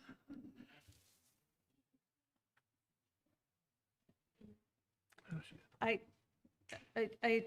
don't want to, anybody else have any questions? Because I do have a couple more, but I do have one question. There were a number of, Yeah, can I ask if the crowd can please be quiet so we can hear? It's disruptive. Thank you. all right, now try the microphone deal too. There were a number of emails, obviously, that came in, texts and so forth, and compliance being a big issue. Compliance with the sound ordinance, compliance with parking, compliance with all these different things. And then a property on Hughes Road was brought up. I believe you own a property on Hughes Road, That's correct, yes. and it's under sanction, is it? Or is it close to sanction because it's being used for something outside of ordinance? Yes, the property I own at 1418 Hughes Road, the tenant has excessive amount of vehicles and trailers on the property. And when I was made aware of it, when I actually contacted the township about something else, I was told a letter was sent to the address of record. The address of record should be my home. That's what's on file with the township. But the address, the first warning letter, I guess, went directly to the address 1418 South Hughes, and the tenant got it. I didn't find out about it. But once we found out about it, we... Excuse Okay. me? Okay. Yep. Excuse me. Yeah. Excuse me. Excuse me. Understanding that you have a passionate situation, we can't have this. We can't have people talking about things. There's too many people here. One person at a time, and I'm going to designate who that person is. Thank you. Can I finish, sir? Go ahead. Okay. So yeah, we've notified the tenant, my brother, and he's not been compliant. He's gotten some of the materials out of there, but there's still way too many vehicles there. And unfortunately, the wheels of justice are slow. So he has rights as a tenant, as somebody who has a lease. And I have probably another, I think, 20 or 21 days before I can actually tow those vehicles without his permission, according to my attorney. So that's being addressed. I wish there was something I could do about it, but that's where I'm at with that property right Amy, now. is that where we're at with regard to staff and, Ticket was issued today okay, in regards to that. okay, which does what? We do not have access to go onto somebody's property without permission. Right. So a ticket is because they did not come into compliance when the letter stated that they should be, because a second letter was mailed, I believe, to your address.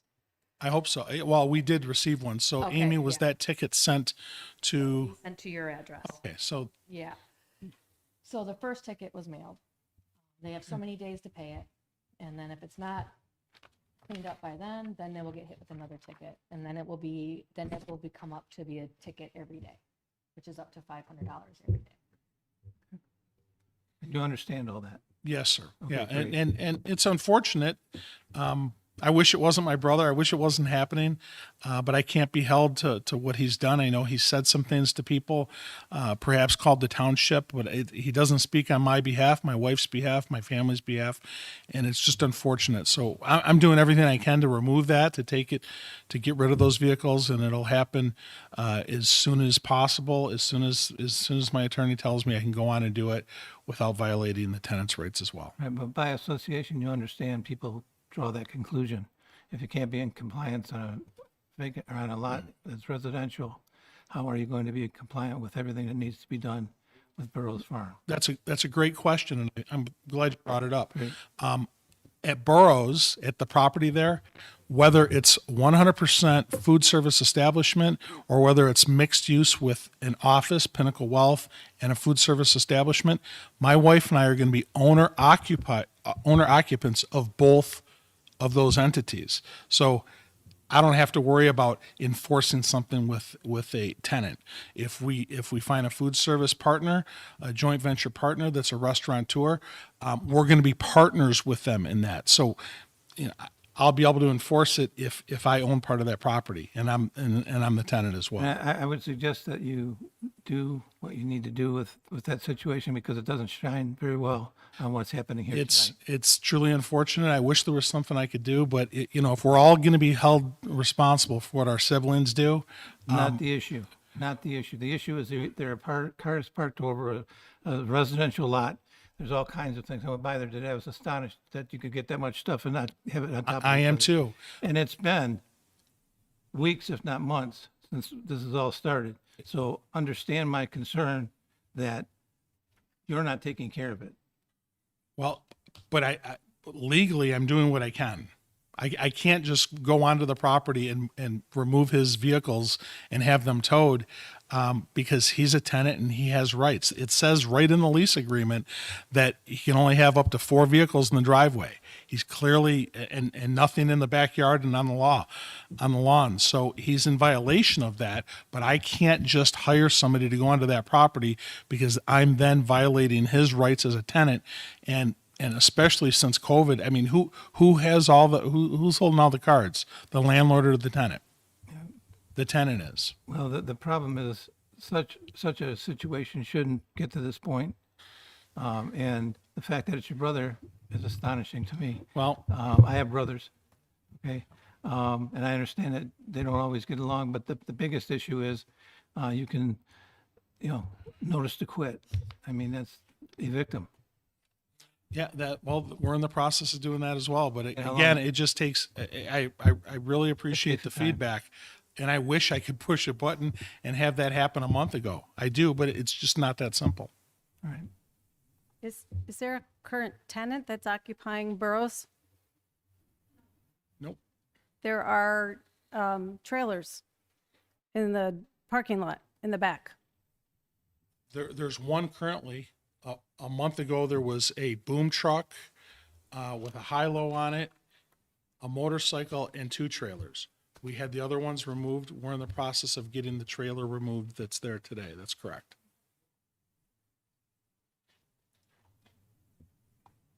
Where did those come from? My brother. Why are you lucky? All right. Any other questions from up front? I don't want to monopolize either. I do. Just real quick, Amy and Bobby, the fire marshal report on page 22 of the packet, BAFA's analysis, Brighton Area Fire Authority.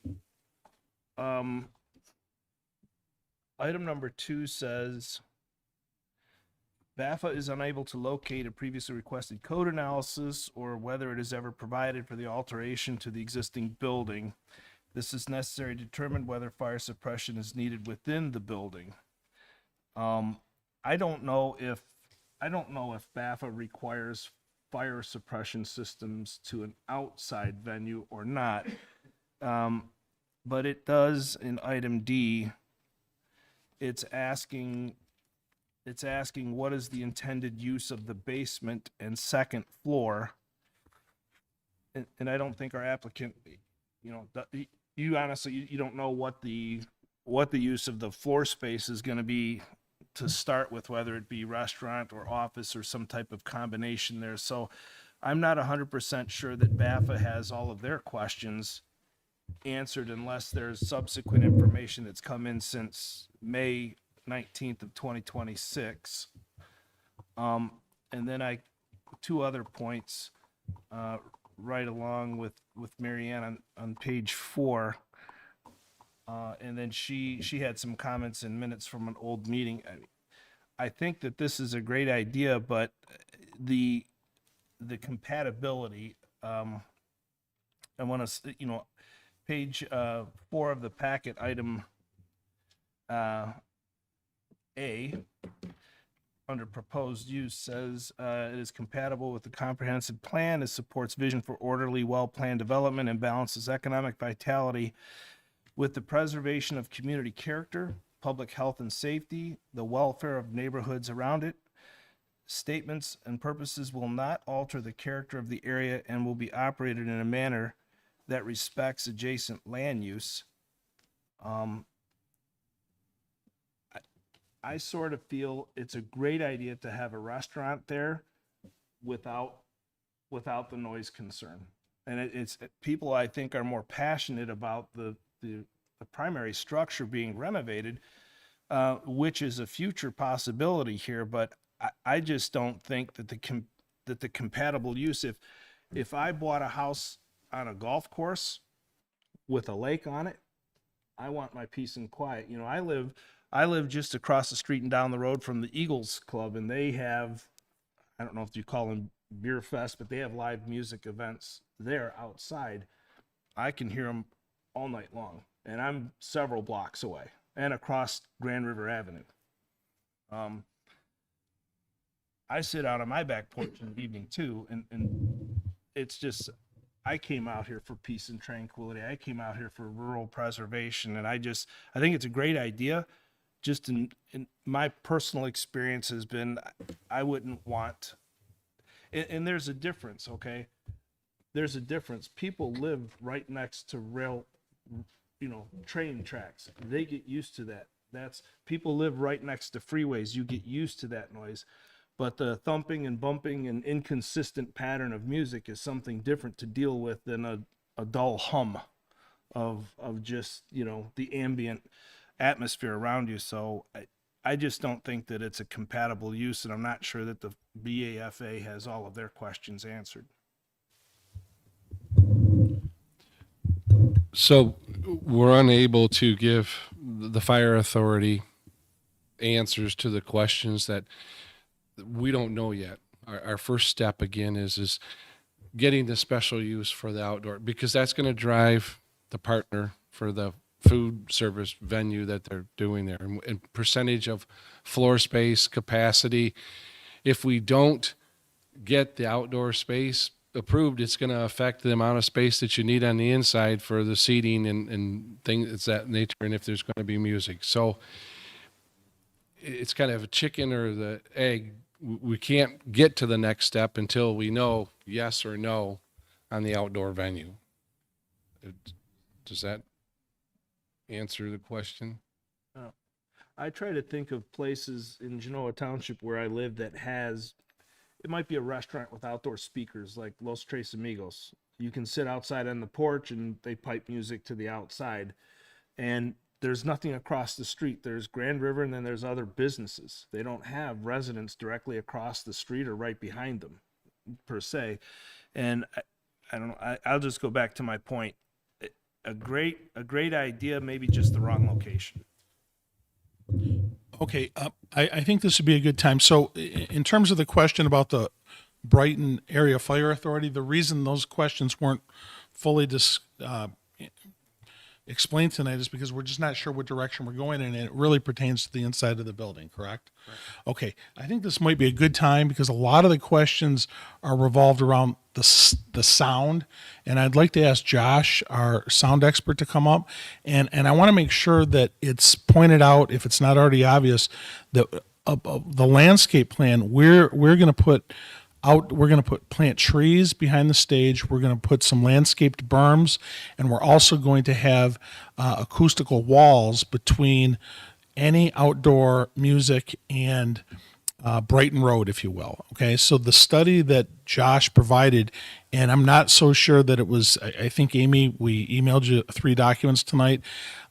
Perhaps the wrong ones were put in the packet. I'm not sure if that was our fault or not, but Josh did an updated study based on some discussions that we had after the last meeting to make sure that we put some procedures in place to make sure that the noise is a non-issue, okay, so that we're compliant with that. So Josh, would you mind just taking a minute and... But let's hold up for a second. We still have questions up front here, and once we get done with those questions, I'd be glad to let Josh talk. The question was about sound, so I thought we Right, well, the other item, sound, and the gentleman left, unfortunately, the one was talking about jet engines blowing off of fairways or something, and the township not being able to monitor what was going on. He's right, because we expect that what you're telling us is going to happen is going to happen. And if it goes any... And I expect for it to happen as well. Right, well, what I think that the people that are here that are talking about having lived there since the last Thursdays and all that good kind of stuff are pretty passionate because they've lived through it. And how are you going to turn that sound away? And Josh, you can go ahead and step up if you'd like to right now. But I just find it concerning that, you know, that gentleman who was here and unfortunately left. He almost laughed off the township because they didn't have any place to enforce it. Well, it's great that you think that the township can't do anything because we can. Okay, and the ordinance that we're setting up and the cooperation that we're setting up with you is to be maintained if it's approved, which brings in the Hughes Road property and makes me very uncomfortable. Okay, so I want to make sure that that's all on the table. We know that the sound is on the table. The rest of this stuff is new tonight. Again, if we keep going on Hughes Road, I own the property. The tenant is doing what the tenant's doing. I can't control that. I can't just go and take, the tenant has rights. I found out from an attorney what my rights are as the landlord and when I can remove those without his authorization, and I plan to do that. But I have to unfortunately, or fortunately or unfortunately, I have to follow the law on that. So I wish I had a different message for you on that, but you keep going back to that, and I just want to address it. I don't want you to refer to keep going back to that because we just started talking about this. And there are an awful lot of citizens that live along that Hughes Road corridor that drive by there every day and see one more truck or one less truck or 5 more trucks. It's amazing to me how he packs the stuff in. He must have been to Michigan State for packaging. But it's also so wrong.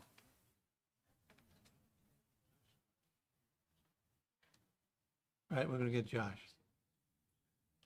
You can go up to the podium if you'd like. That's okay. I could sit here. So have you got those I do. updated studies? Okay.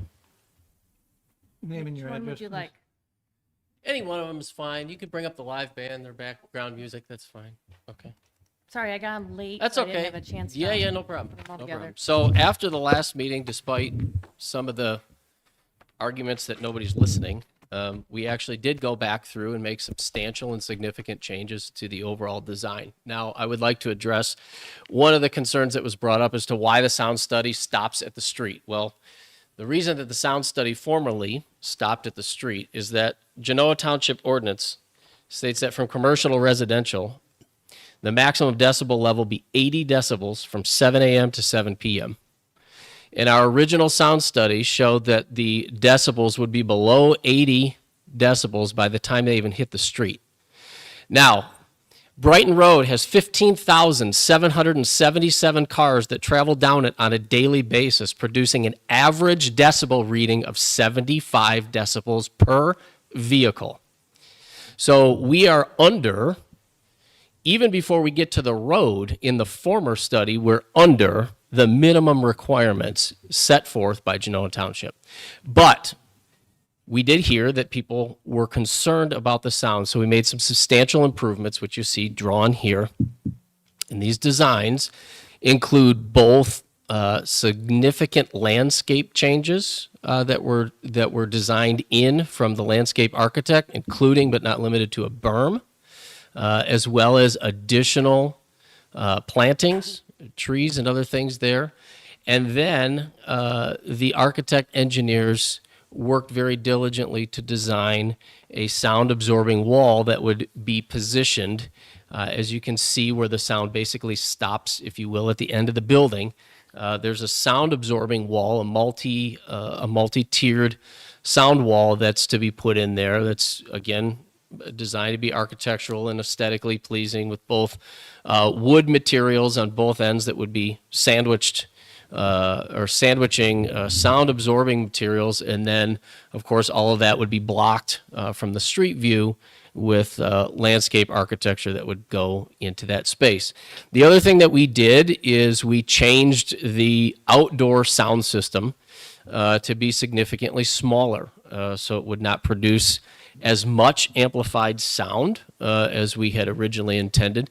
And that was to go and support what Andrew and the team had come up with for reducing the overall load of sound that would be created in the outdoor space. So these are the new sound studies. There's 3 here. One is for live music. One is for, pre-done music, or just what you would get in a normal restaurant type setting. And the other one is spoken word. So we've got 3 revised studies with this smaller sound system. So you could see that the overall sound area is substantially smaller than what it originally had been back in 2024 when we did the first one.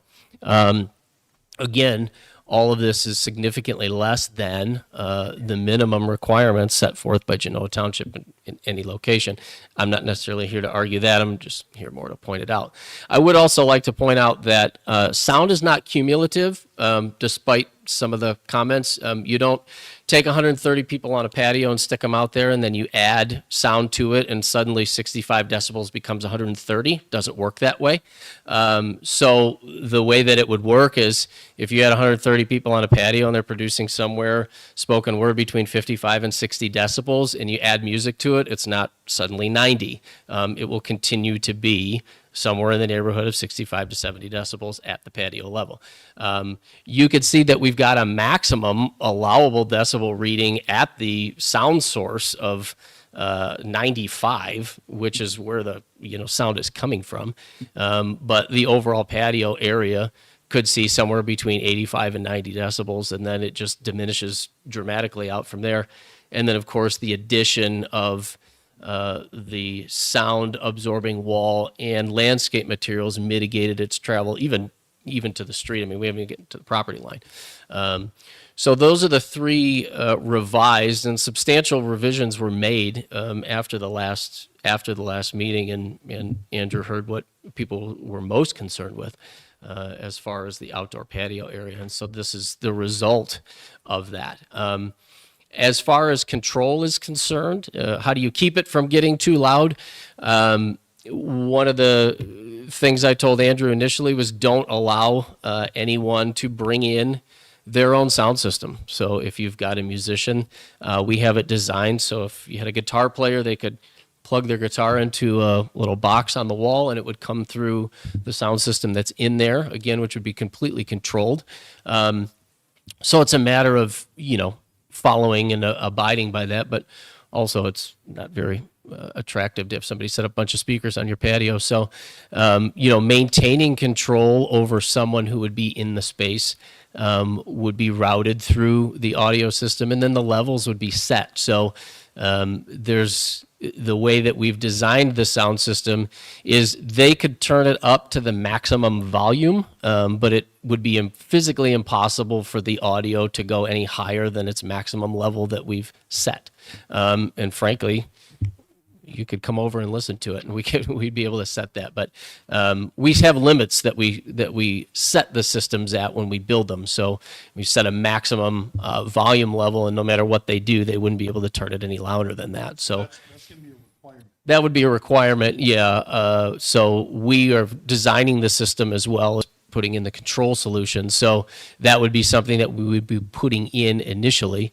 Ultimately, from his perspective, not only just being a good neighbor, but there's also a liability from a patron perspective. You can damage people's hearing if you exceed certain sustained sound levels and things like that. So those are all mitigating factors that anytime I do a project of this nature, or any really, we would set those levels and they could not be exceeded unless he had me come over and change it, which I would not have the desire to do. So I just wanted to call your attention to these revised designs that have been put in place since the last meeting in 2024 about this So time. there would be no room for a musician to change what the settings were as they do every time they go into any venue? None whatsoever. Okay, and do you see any pushback in those facilities that you've been involved with that have done similar to what we're talking about here? The thing that we do with those is when they hire the musicians to come in, they tell them we have provided an amplified sound system that you have to plug into. Here's the available plug-in sources, and we will control the sound level. If they don't like that, you just don't hire them. There's no real way around it. And that's typically what I've advised our hospitality companies. Yeah, I mean, it's something that you just don't hire them if they're not going to. I mean, a musician's a dime a dozen. Go find another one. If they don't want to play within the requirements of the space, just go find somebody else. Guitar player is a guitar player. I can call 20 of them right now and have them over. So, you get a musician that would play within the constraints that are established in the environment. And I've never met one who hasn't been great. I don't have to lug all my crap and set it up there. That sounds fantastic. Anybody who can come into an environment where a system is already in place, they can connect up, they can just plug a wire in and sit down and play their guitar and sing their song. That's way better gig for them than it is bringing their speakers and bringing all their stuff. These are the types of venues that they would prefer to play in, actually. And that's a static model, so there's nothing that's going to go, sound is waves. So when you're talking about what you're talking about, the people across the street are still going to hear things like they've repeatedly said. So how are we going to control that? If you're controlling the music right at the source, is there a way to adjust that as you go on? I mean, some guitars may have a different tone that go too high, and violin may have another type of thing. I mean, I'm just stating the obvious. If you're going to have all kinds of music there, if you can control it like you're talking about, I mean that goes a long way. But the issue of it traveling past what you're talking about still remains. Yeah, I mean, when you take the control aspect out, so if you were to put a guitar in a room or a violin in a room or a piano in a room, they're all going to perform at different levels, right? When you're in an outdoor environment, the sound is lost very quickly. So the only thing that really is heard ultimately in that type of space is what's being controlled through an amplified sound system. So with the limitations that are put on this designed system, those types of things, it's not like you're going to go to Brighton Road and listen to a violin and they're going to sound dramatically different than a guitar, right? It's all going to sound the same coming through a controlled system like this. That's just the way that it works, really. Right. Thank you. Any questions? I probably have a couple comments. Can you hear me okay? Well, now can you hear me? I have more comments than I do questions. I might as well just get them off my chest right now. First, I personally need a better picture of what this overall project's going to look like before I could consider even approving an outdoor facility, which I'm not inclined to do, and I'll get to that.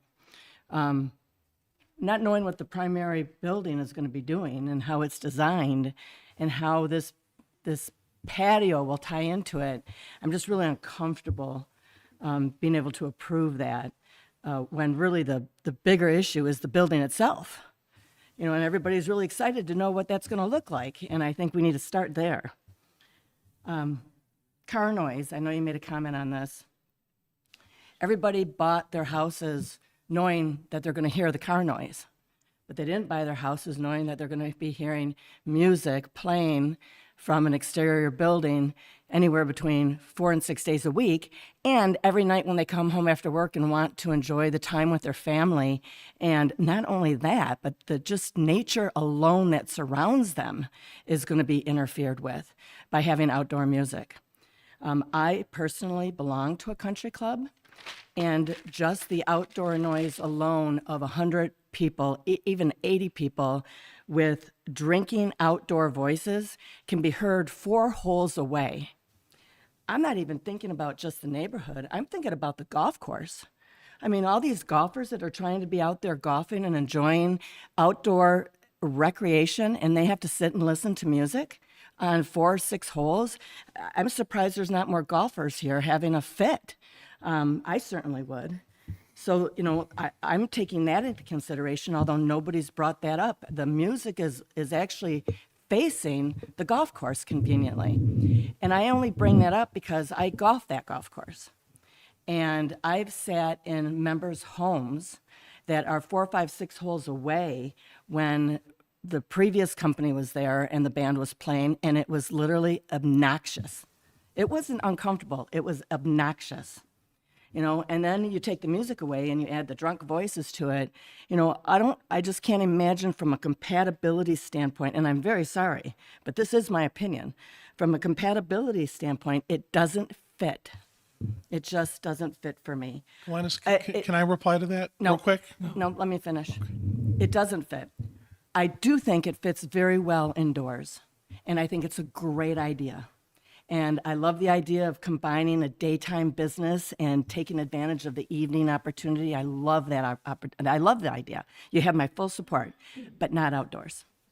You know, so I can't in good conscience, for somebody who lives very close to a busy road and hears it every day. I still hear the birds. I still hear wildlife. I still enjoy the tranquility of sitting in my home listening to my music and not having to listen to what is going on around me.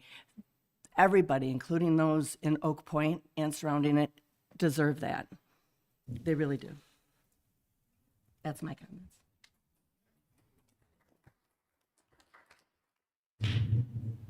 Can I comment real quick? Yeah. Okay, so I wanted to finish. I live on I live on Oak Point. Okay, on the course, my family and I used to golf a lot before I had a business and a family and 3 kids. Golfing, from my perception, from living on the course and watching golfers, I would say conservatively 25 to maybe 40% of the carts that come by. We live right on the 8th green in the 9th tee box. I'll hear music and I'll think, what is that music? And it's golf carts that have these little speakers, and it's just how things have changed. That didn't happen when I golfed. I never took a speaker out. Didn't have a smartphone back when I used to golf a lot.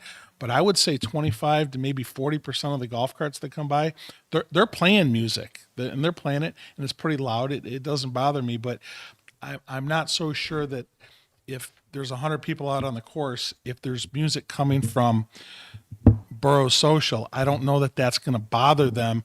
Like I said, I've got 114 signed letters of support, and I wasn't able to get Amy the Google Earth image of it, but most of those people live within, I'm going to say, a half mile of the site. So I agree with some of what you're saying, Glennis, but not all of it, because Thank you, and I appreciate that. But I think I view my role as the individual who looks at the master plan and looks at how that master plan is designed to create, you know, compatibility and the ability for different people, businesses, and homeowners to be able to live together in, you know, in a community that is balanced.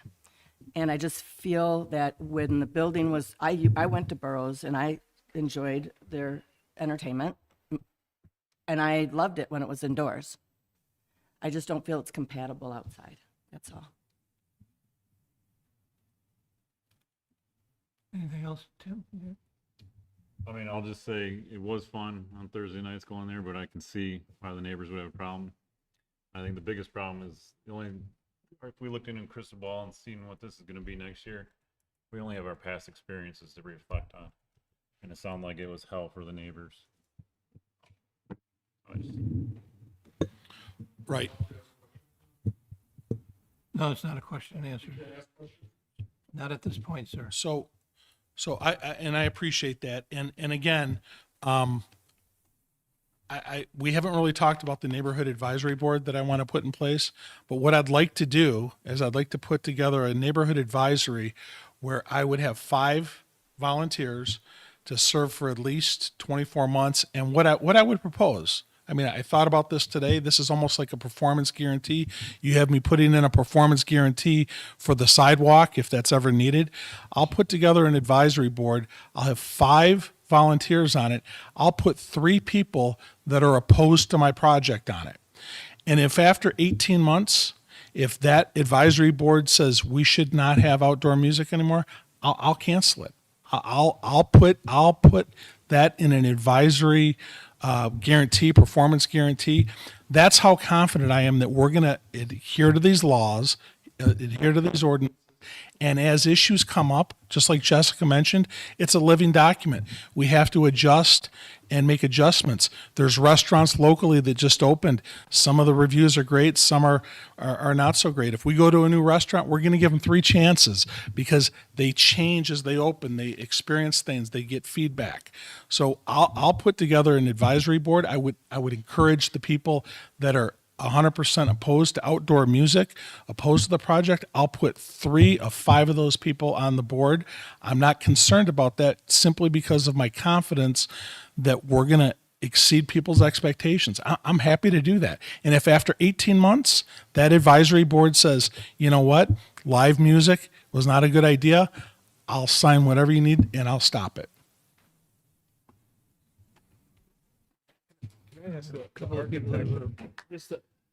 I'm not seeing it very easily. It's not jumping off the page. How many square feet is the patio? Do you know what that is? It's 220. Saw somewhere, maybe 5,000 square feet? The patio? No, not the patio. I'm thinking about the. I can't remember.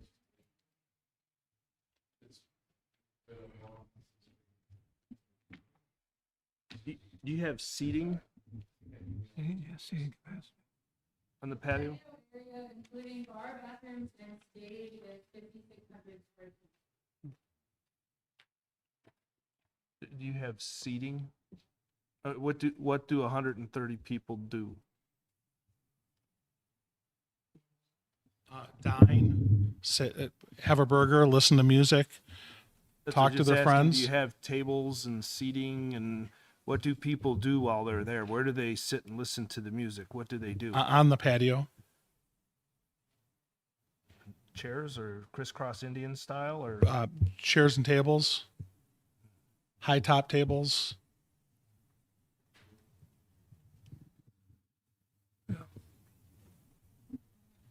There was a mixture of tables, like along the bar, there was bar stools and some stools. so you're serving food here at the bar addition? You cook food there as well? Yes. I think what's confusing is you're just coming in for the music area right now. So when whether or not it's got a restaurant, like you say, it's going to have a restaurant. It's probably going to have your offices there. That's the plan we want to see. Well, that's what you applied for. Mr. Chair, I have a question. Sure. I think that's where it is kind of getting confusing because I know when we talked, it was majority going to be office. Because the site plan says the majority of the building will be used as office space, was about 30% of the first floor space used as bar, restaurant, and outdoor patio. So has that changed? So that sounds like that's changed. If we don't get approved for the outdoor music event, the outdoor bar, and the seat and the amount of seating outside, it's going to take more space inside. When that plan was back in 2024 with the larger restroom area, larger bar that connected to the building, and there was we had to make an expansion to the building to get the space they needed inside. Okay. So we're not planning on doing that expansion off the end right now with this outdoor space. And so that again, it's hard for me to design and take into account everything that he needs to program for offices and for the food or for the restaurateur partner if I don't know if they're going to have the outdoor accessory structures, the bar, the bathrooms, Right. the music, venue. And so that's why a few months ago, we decided, let's get our input from the neighbors. Let's address the acoustical issues and focus on the first part of the equation. Are we going to have outdoor music, and is that going to be permitted? And we'll have the supplemental bar and bathrooms out there for that. So if the outdoor music was to get approved, the brief statement of proposed use, It would change the percentages. okay. All right, I just had that question, Yep, because I'm no, I hearing mean, something that's- completely different, and then I'm seeing it on here. I saw it in the social media post Right. that 70% was gonna be office, so I just wanted to make sure. Yeah, so there was a lot of design work done back in 2024 and over the next year yeah. past that. And the goal is to, again, input, is a music venue outside with the accessory structures going to be permitted or not? Then that allows us to fine tune the interior, and that allows Andrew to get the partner that he's going to bring in, and then we can actually do a floor plan with about, well, we could do this or we could do that, and then we get into, that's when we'll be working with the fire department, because then we'll know what percentage of the office space is here, the what are we doing down in the lower basement area storage wise. There's a small loft, if you want to call it, second floor, a very small second floor space. I think I. Yeah, you did. Okay, I just thank think that with them reading that, I think they were thinking, okay, it's going to be a lower intense restaurant, but I get what you're saying. You got to make sure you're caught in the middle. I hate to have something out there like this that's just hanging. And that's what I feel like right now. If we were to approve this, okay, you got an approval for outdoor venue for music, now what? Okay, we don't have a restaurant, we don't have another user in the building, we don't know how that's gonna coordinate together, and whether or not there's going to be something that comes along and changes what we've decided was okay to begin with. And it happens.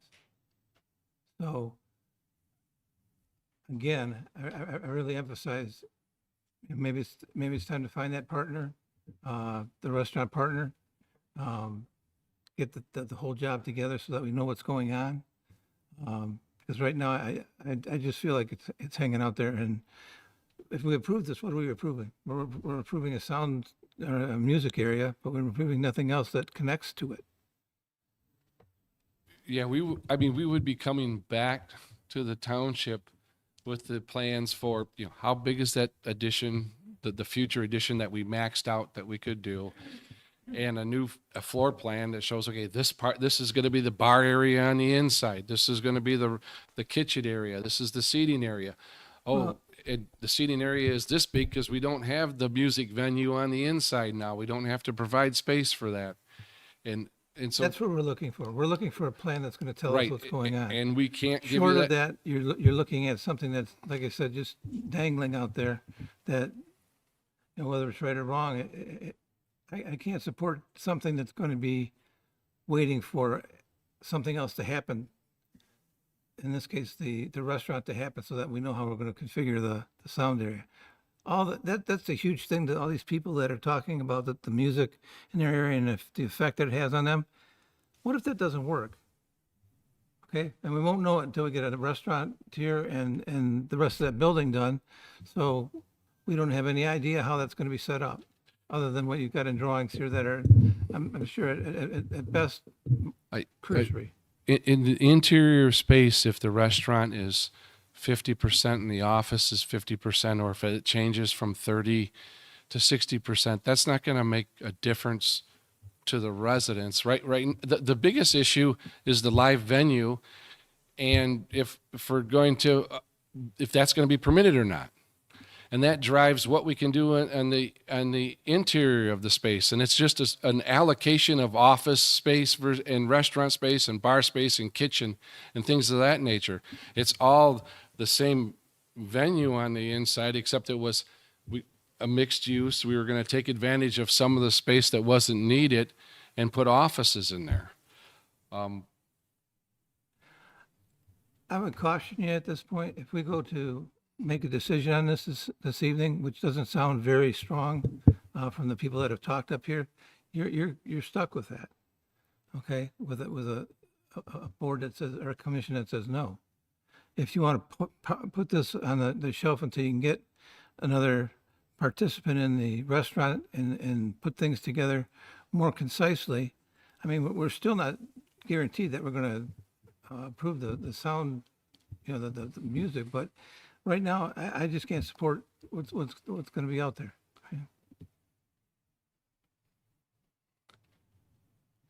So if I'm hearing correctly, it's the interior layout of the existing building that's making it hard to make a decision tonight if we're going to permit The development. You're asking for something that, like I said, just stands out there by itself. And it is. I mean, it's outside of the building and it's going to be, I mean, I commend the applicant for putting the sound together. It sounds like a really interesting way of doing things, but the bottom line is if we approve something like this, it's just sitting out there. We don't know what else is coming up against it. And we would like to see the whole plan come together so that we don't have to tweak one side or the other of it. Whatever it is that you're doing now or whatever it is that you're doing later. I don't know. I just think it's incomplete. And I know that frustrates you, but it's incomplete. I mean, we had a meeting with staff months ago and we said, well, let's address the elephant in the room. Let's address the sound issues, the patio, that use, and that's going to give us the direction we need for what we can do inside the space. And we would come back with the plans for the renovation. And I would see, like I said, I would think of what's been set up here already tonight. There's 5 of us to vote. And it's majority. Amy, is it a majority vote? Yes. Okay. I would risk to say you don't have a majority. So you may be best to table this and go out and find the rest of that solution. So that would, Andrew, I'm going to defer to you because that's the decision. Do I want to know tonight, you know, let the cards fall? Do I want to spend more time doing more design work? Can I talk to Mike for a minute? Sure. Well, why don't we do this? We've been in here for a few hours. Why don't we take a break until 9 o'clock?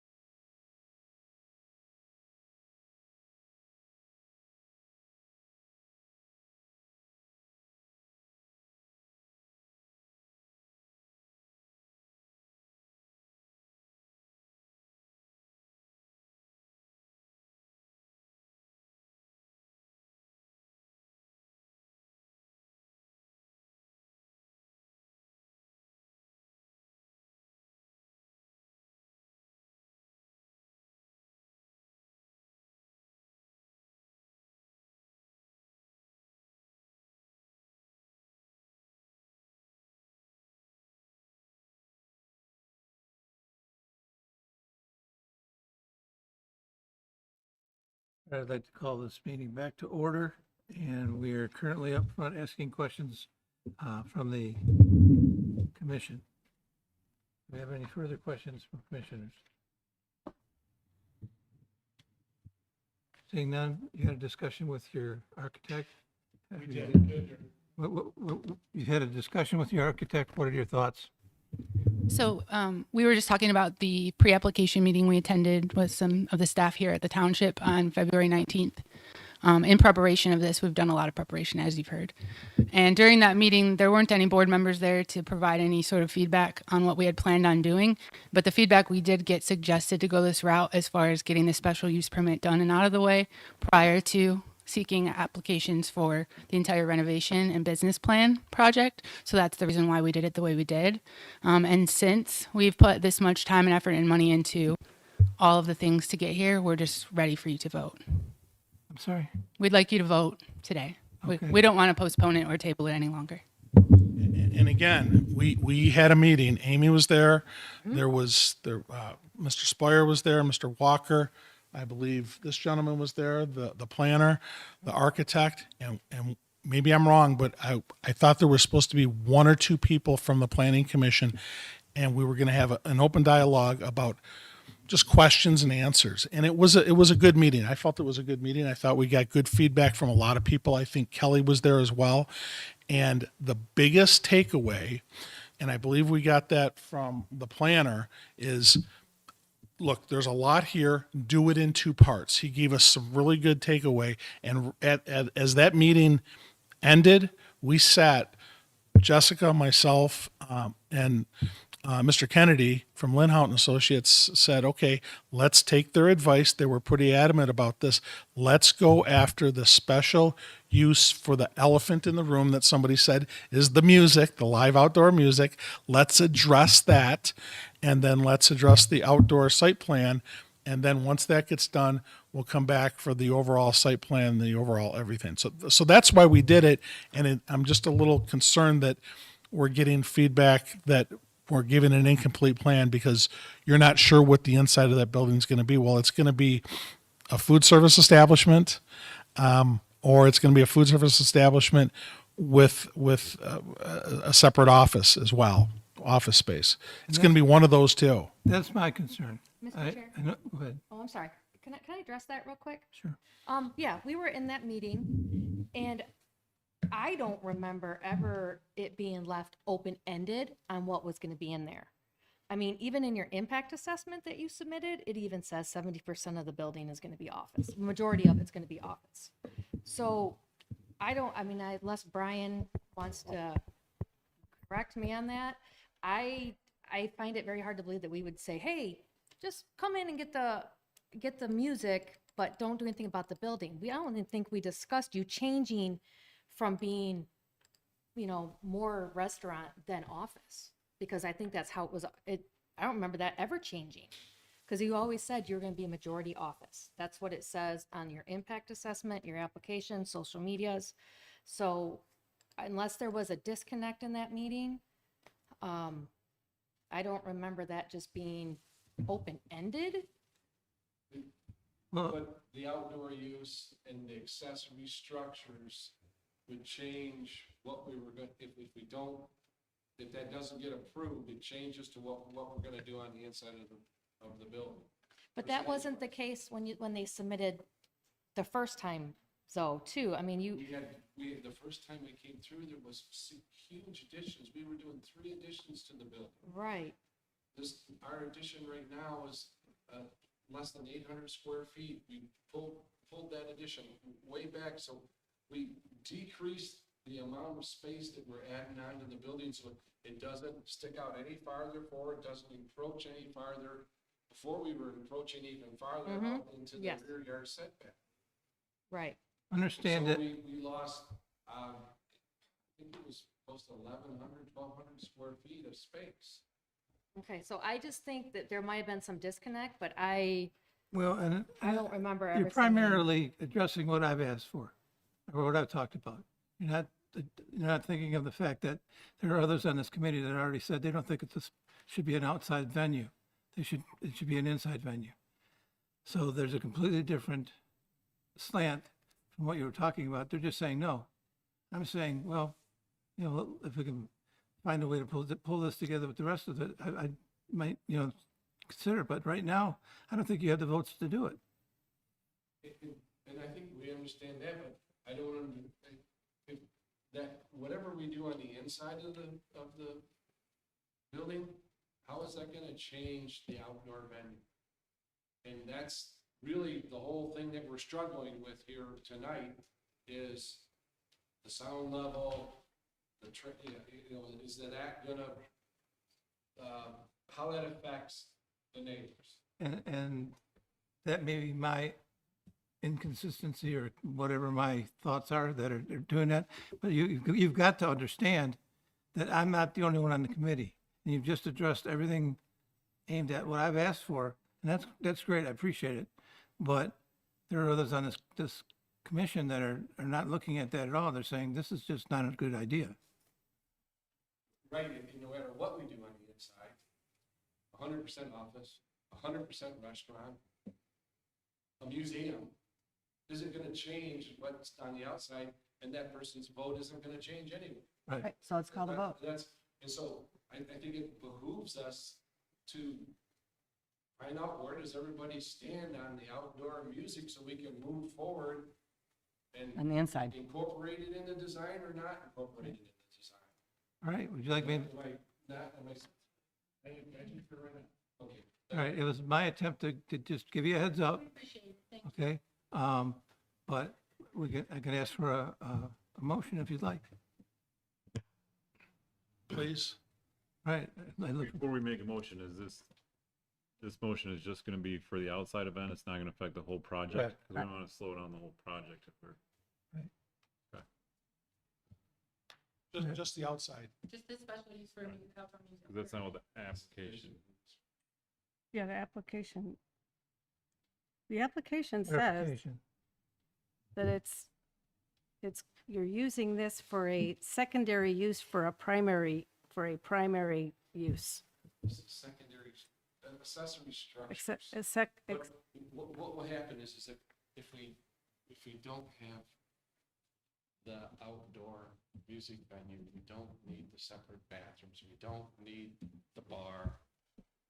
And so then we would come back, if you say no outdoor music, our site plan improvements are gonna look different than if we do have. And so we would take those things off, we would have more space on the inside for music and things like that inside the building. Is that?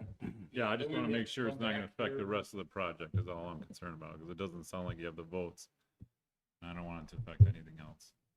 Well, yeah, I mean, we're all on the same page. You understand it doesn't preclude us to coming back with office space and restaurant, but it's just solely interior. Nothing, no music outside, but you can have outdoor seating. We can raise windows, have music inside. Okay. We have a motion. I'll make a motion to deny the special use application, item A. All those in favor say aye. Do we need a second? Oh, a second, I'm sorry. Can I get a second? Support. Any discussion? All those in favor say aye. Aye. Aye. Aye.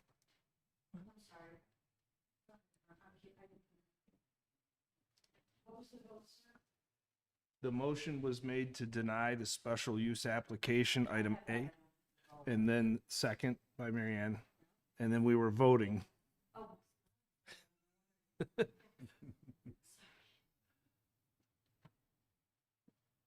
All those in favor? Aye. Aye. Opposed? Hearing none? It's rejected. I got three of them, right? Mm-hmm. I have another motion then. Mr. Chair, can I suggest maybe putting reasonings? Findings of fact. Go ahead. So the findings of fact is that that does not meet the section 70202Q to the commission's satisfaction. And it does not follow the master plan future use.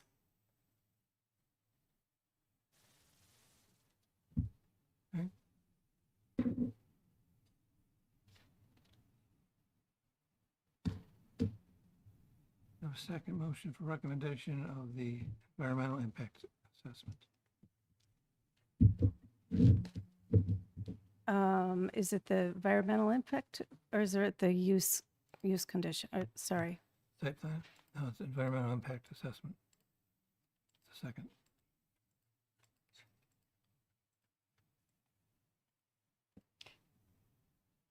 I just have a point of order. I have a question, Mr. Chair. Discussion, go ahead. I'm just curious, just because we haven't done this since I've been on this commission, but, so I'm just asking for procedural. If we deny a special use application, isn't everything else denied automatically? Or you just want it on the record, to be on the record? I want Okay. it on the record. It has to be on the for record. clarity. Okay, Yes, that's fine. please. I just wanted to, can't have one without the other. All Right, right, thanks. I understand, but Are you making that motion? Mr. Chair, I will make the motion to deny the recommendation of the environmental impact assessment. Findings of fact are that the impact will serve as a disservice to the residents of the surrounding neighborhoods and cause a negative impact regarding the surrounding homes, values, and environment of the residents of the township. Any discussion? Can I get support? I'll second that. Any other discussion? All those in favor, say aye. Aye. Opposed? Hearing none. Passes unanimously, and I'll look for recommendation of the site plan. Mr. Chair, I will make a motion to deny the site plan based on the fact that the dimensional requirements are not met by the requirement of 70202.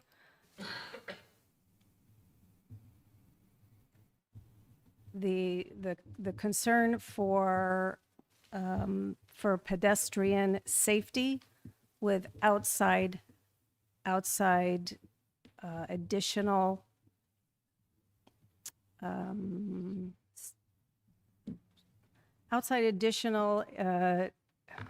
entertainment, and the concern for the parking. Do I have support? I'll second. Any discussion? Hearing none, all those in favor, say aye. Aye. Aye. Unanimously rejected. That's what we got. So we'll look forward to the development that you come with us next. We really want to make that facility what you want it to be. Sounds good. Thank you. I'll take this into consideration. Thank you so much. All right, we're on to open public hearing number 2.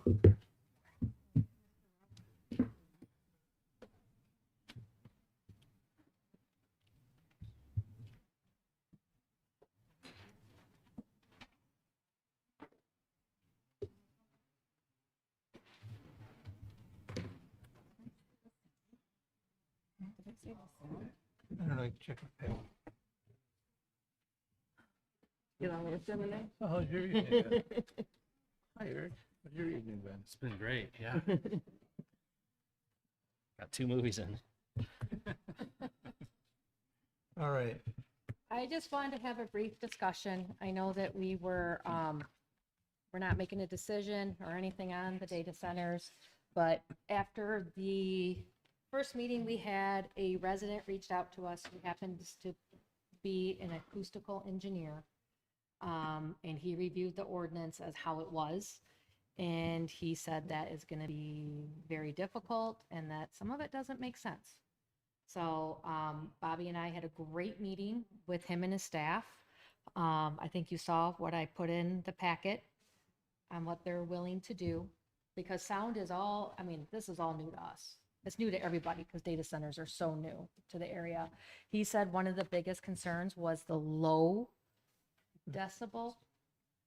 So he thinks that we need to add something in there and to make sure we can do it to where we can enforce it. This company is used to dealing with court cases, enforcement, writing general noise ordinances, which we are looking at redoing for our noise ordinance. But I think maybe we need to look at extending the moratorium and just making sure we get this right. I didn't know if anybody else had any more comments. The biggest thing with all that is enforcement. It's no different than the gentleman that said, you know, there were rocket engines on his. Correct. And then they're talking about the outside music. Well, how do we monitor that? Well, you monitor it by saying you can't do it. Right. And then when you do, when we test it. Yep. The other concern, you saw Mr. Seward's email. So he does also have concerns that maybe we're being too stringent on them compared to other uses in our township. But I think I kind of found a way to work it.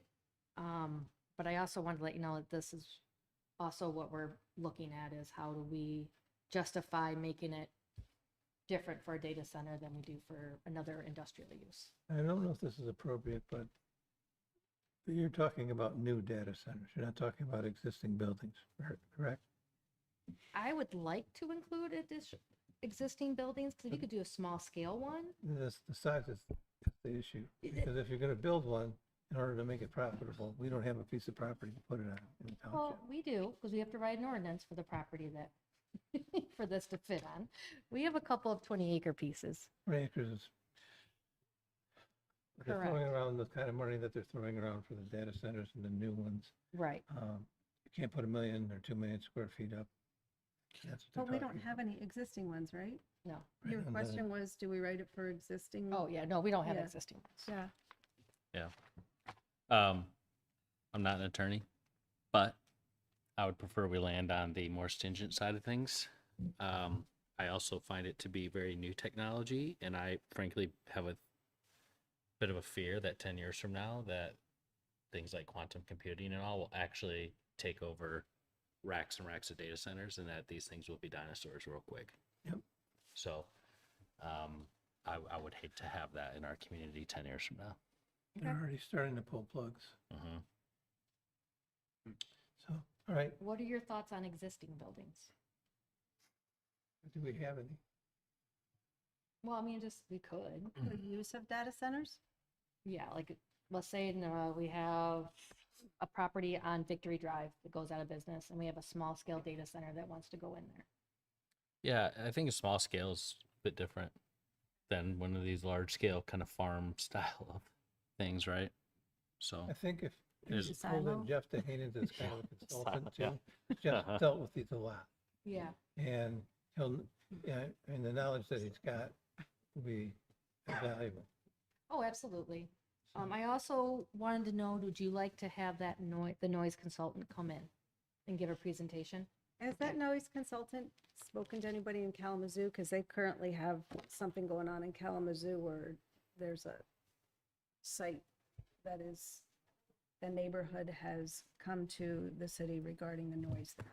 Well, I don't know about that, Yeah. but I know that MAP has asked them to be on a committee for data centers, and so has Michigan State University asked this company to be on there. He said vibrations Yep. aren't necessarily the huge thing. It's the low decibel Mm-hmm. readings that you get. Mhm. So I will see if we can get them on for the next meeting to do a presentation on that. And is there anything about water? Because my daughter sent me something that was on TikTok the other day about a whole community that's water is contaminated as a result of. Well, this is they're only allowed to be on public water. Okay, what? So Still. I don't know about discharge and stuff, so we would No, have they, to, they can work in a loop too. yes, They go down to geothermal, correct. Mm-hmm. Correct. but they still use a lot of Yeah, I water. got my kids bugging me in. I think extending the moratorium makes sense to me. Okay. All right. Give ourselves the appropriate time to journey through this. Yeah. Yes. And the next question is master plan. So we did focus groups which I forgot to bring that stuff down for you.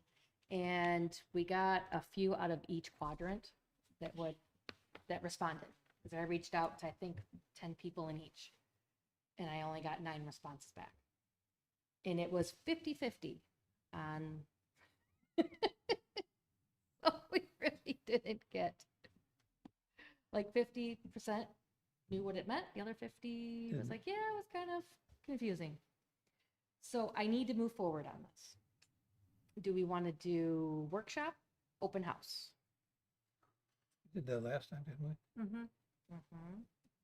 Would the, We got 6 people there. yeah, would the planner be the one in charge of, It would be Giffel Webster. yeah. Brian will have the night off. I'll take it. What if, Is it our choice? yes, Workshop or just an informational meeting Open house. or open house, yes, thank you. I don't think our open houses have been attended very well, have they? Not We haven't had one since the big commotion, correct. so we might be more well attended now. Yeah. It was prior to that. Yeah, It was a lot more awareness 21, now. maybe. Right. I mean, we had 11 public hearings on the master plan, this one we just did, and we didn't have a lot of feedback. But again, it's changed. So I think I'm anticipating we'll have more feedback.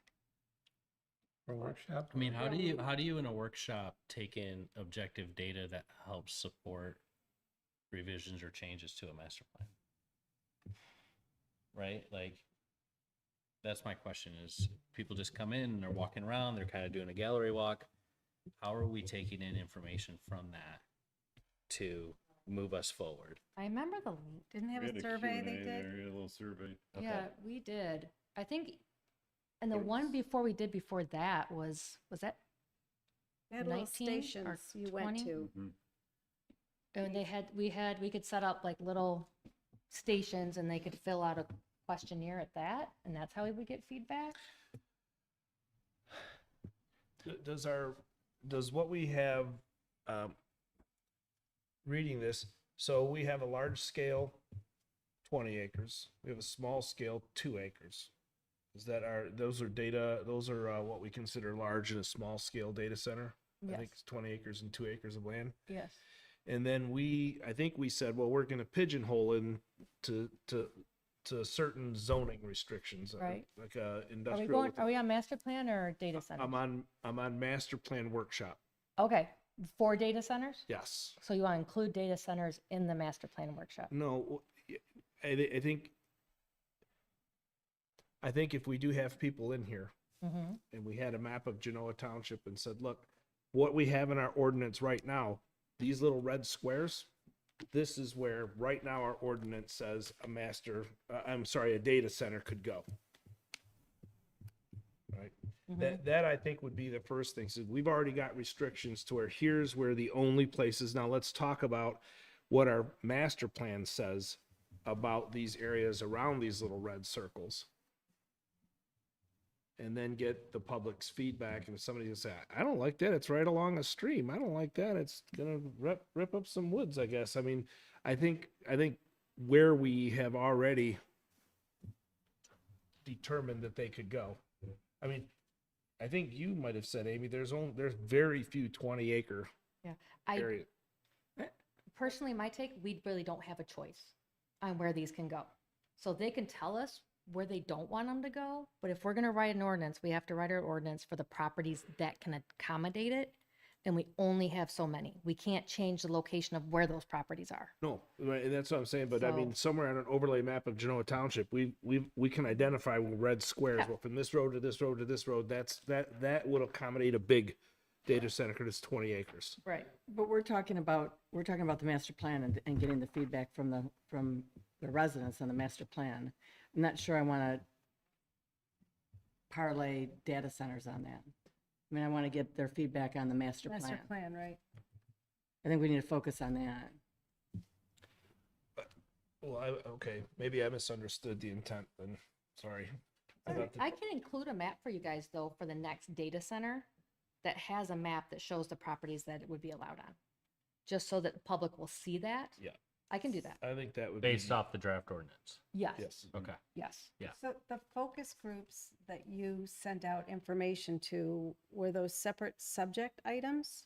No, they were just different quadrants, but they were basically just the questions we wanted clarified.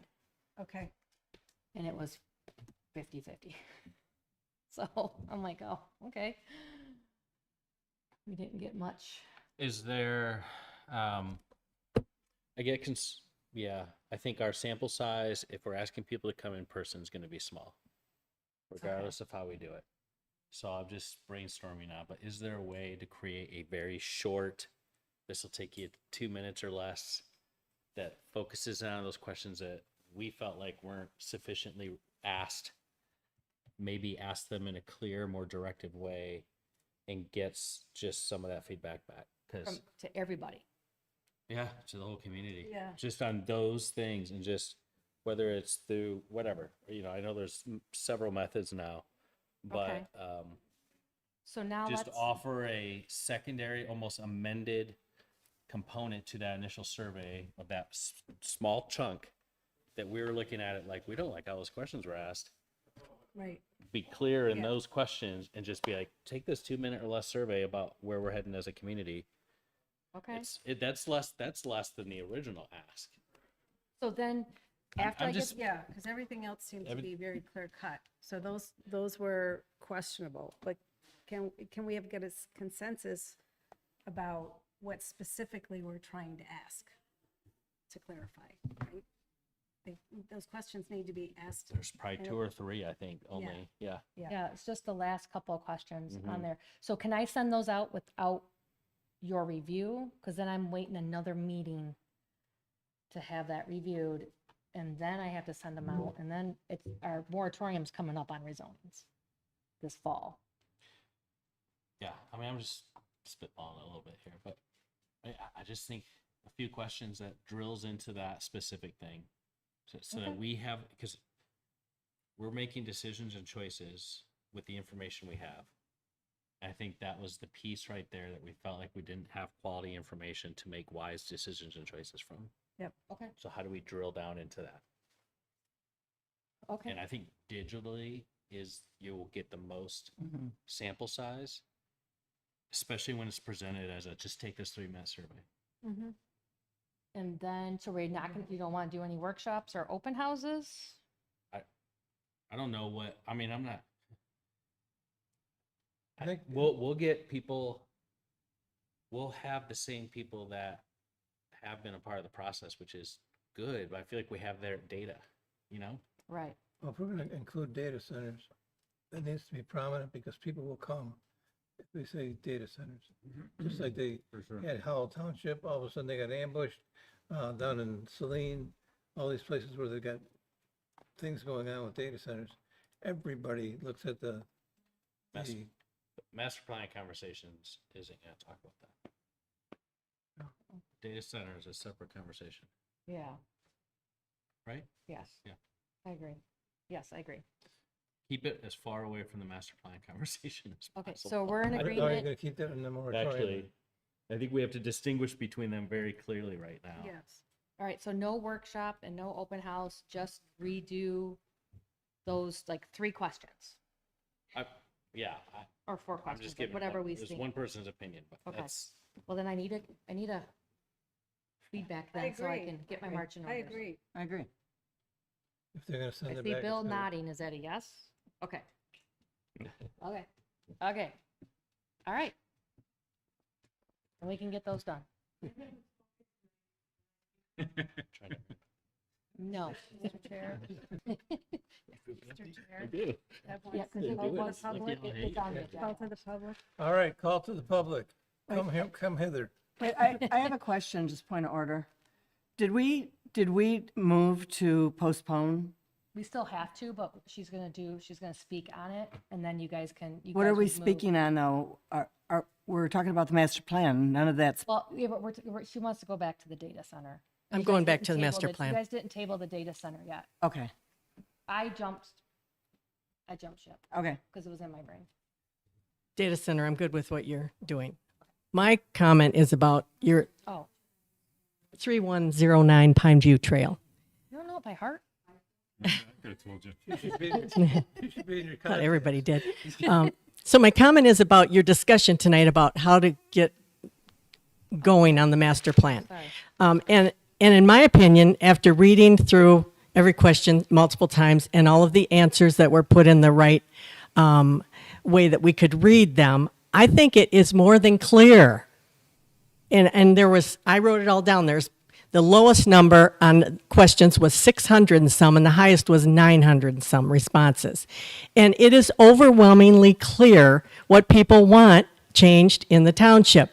Now, I know you're talking about those last three questions. They were, you know, some of us that come here all the time and are interested in the Latson area understood those last three questions. Other people wouldn't have a clue. So those last three questions, we're just talking about, do we want more commercial and industrial in those areas on Latson, or don't we? And even if you got rid of those three questions and didn't even look at them again, I think the rest of the master plan makes it clear overall what people want and what they don't want. So I don't really think there's a reason to do those next three questions, but if you do, then, you know, do that. I also agree that those workshops and all would be a waste of time. So anyways, I think the master plan's clear, and if you don't agree with me, then I think you should look at all those answers again, because they are very clear what the people want. That's all. Thank you. Thank you. Is there anyone else? Seeing none, we'll close the calls to the public. Bring it back up front. Do you have anything more, Amy? No, I'm done. All right, so I will now look for approval of the May 11th. You need to table number 2, postpone Oh, number that's 2. right, I forgot about that. Sorry. I need someone to give me a motion. to Yeah, table. Mr. Chair. Oh, Go for it. like to recommend that we postpone open public hearing number 2. Second. All those in favor say aye. Aye. Opposed, hearing none, passes. We're on to staff report, which we just had. Or do you Yep. have more? We do have Myers Outlot Mm-hmm. is looking to come before us. I mean, Myers, they want to create an outlot in their parking lot to allow for a multi-tenant building, which I believe is with a drive-through. They're usually small restaurants with 3 or 4 of them in a bundle. They are looking, so they'll be coming, if everything's ready, they'll be coming on the next, in July. And I will not be at the July meeting. Kelly will be. Amy, when you say multi-tenant, you're not talking about housing residential, you're talking about small businesses Yes. in, Right. okay. Yes, and they require a PUD amendment what happens because is- there's not allowed to have, it's not allowed to have restaurants there. It's only allowed to have retail. What happens is all of these retailers like Myers and Walmart get too big of parking lots because the requirement for parking was so high. And the retrofit for that is to get these monument type sites where they can put 2 or 3 restaurants, you know, Five Guys, Mod Pizza, Yeah. that kind of thing. Okay. And just so you know, there's also coming down the pipe, which I believe will be submitted for August, will be the Grand River Plaza where Hobby Lobby is. They are looking at doing an outlot for a 500 square foot coffee shop. But already got it there. Yep. So, all right, I'm done now. All right. I will look for approval for the May 11th, 2026 Planning Commission meetings minutes. Move approval as submitted? Support. All those in favor say aye. Aye. Aye, aye. Nice. Member discussion. Who supported it? Everybody. Eric. All right, pull it back in. All right, member discussion. Anybody got anything they want to say or thoughts? Okay, good. How many Elaine. plans coming up? Anything else? Just the one? Okay. All right, if we don't have any member discussion, I will look for a motion to adjourn. So move. Second. All those in favor say aye. Aye. Aye. Opposed, hearing none. Yes. Good night. Good night, everyone. Am I gonna fill up?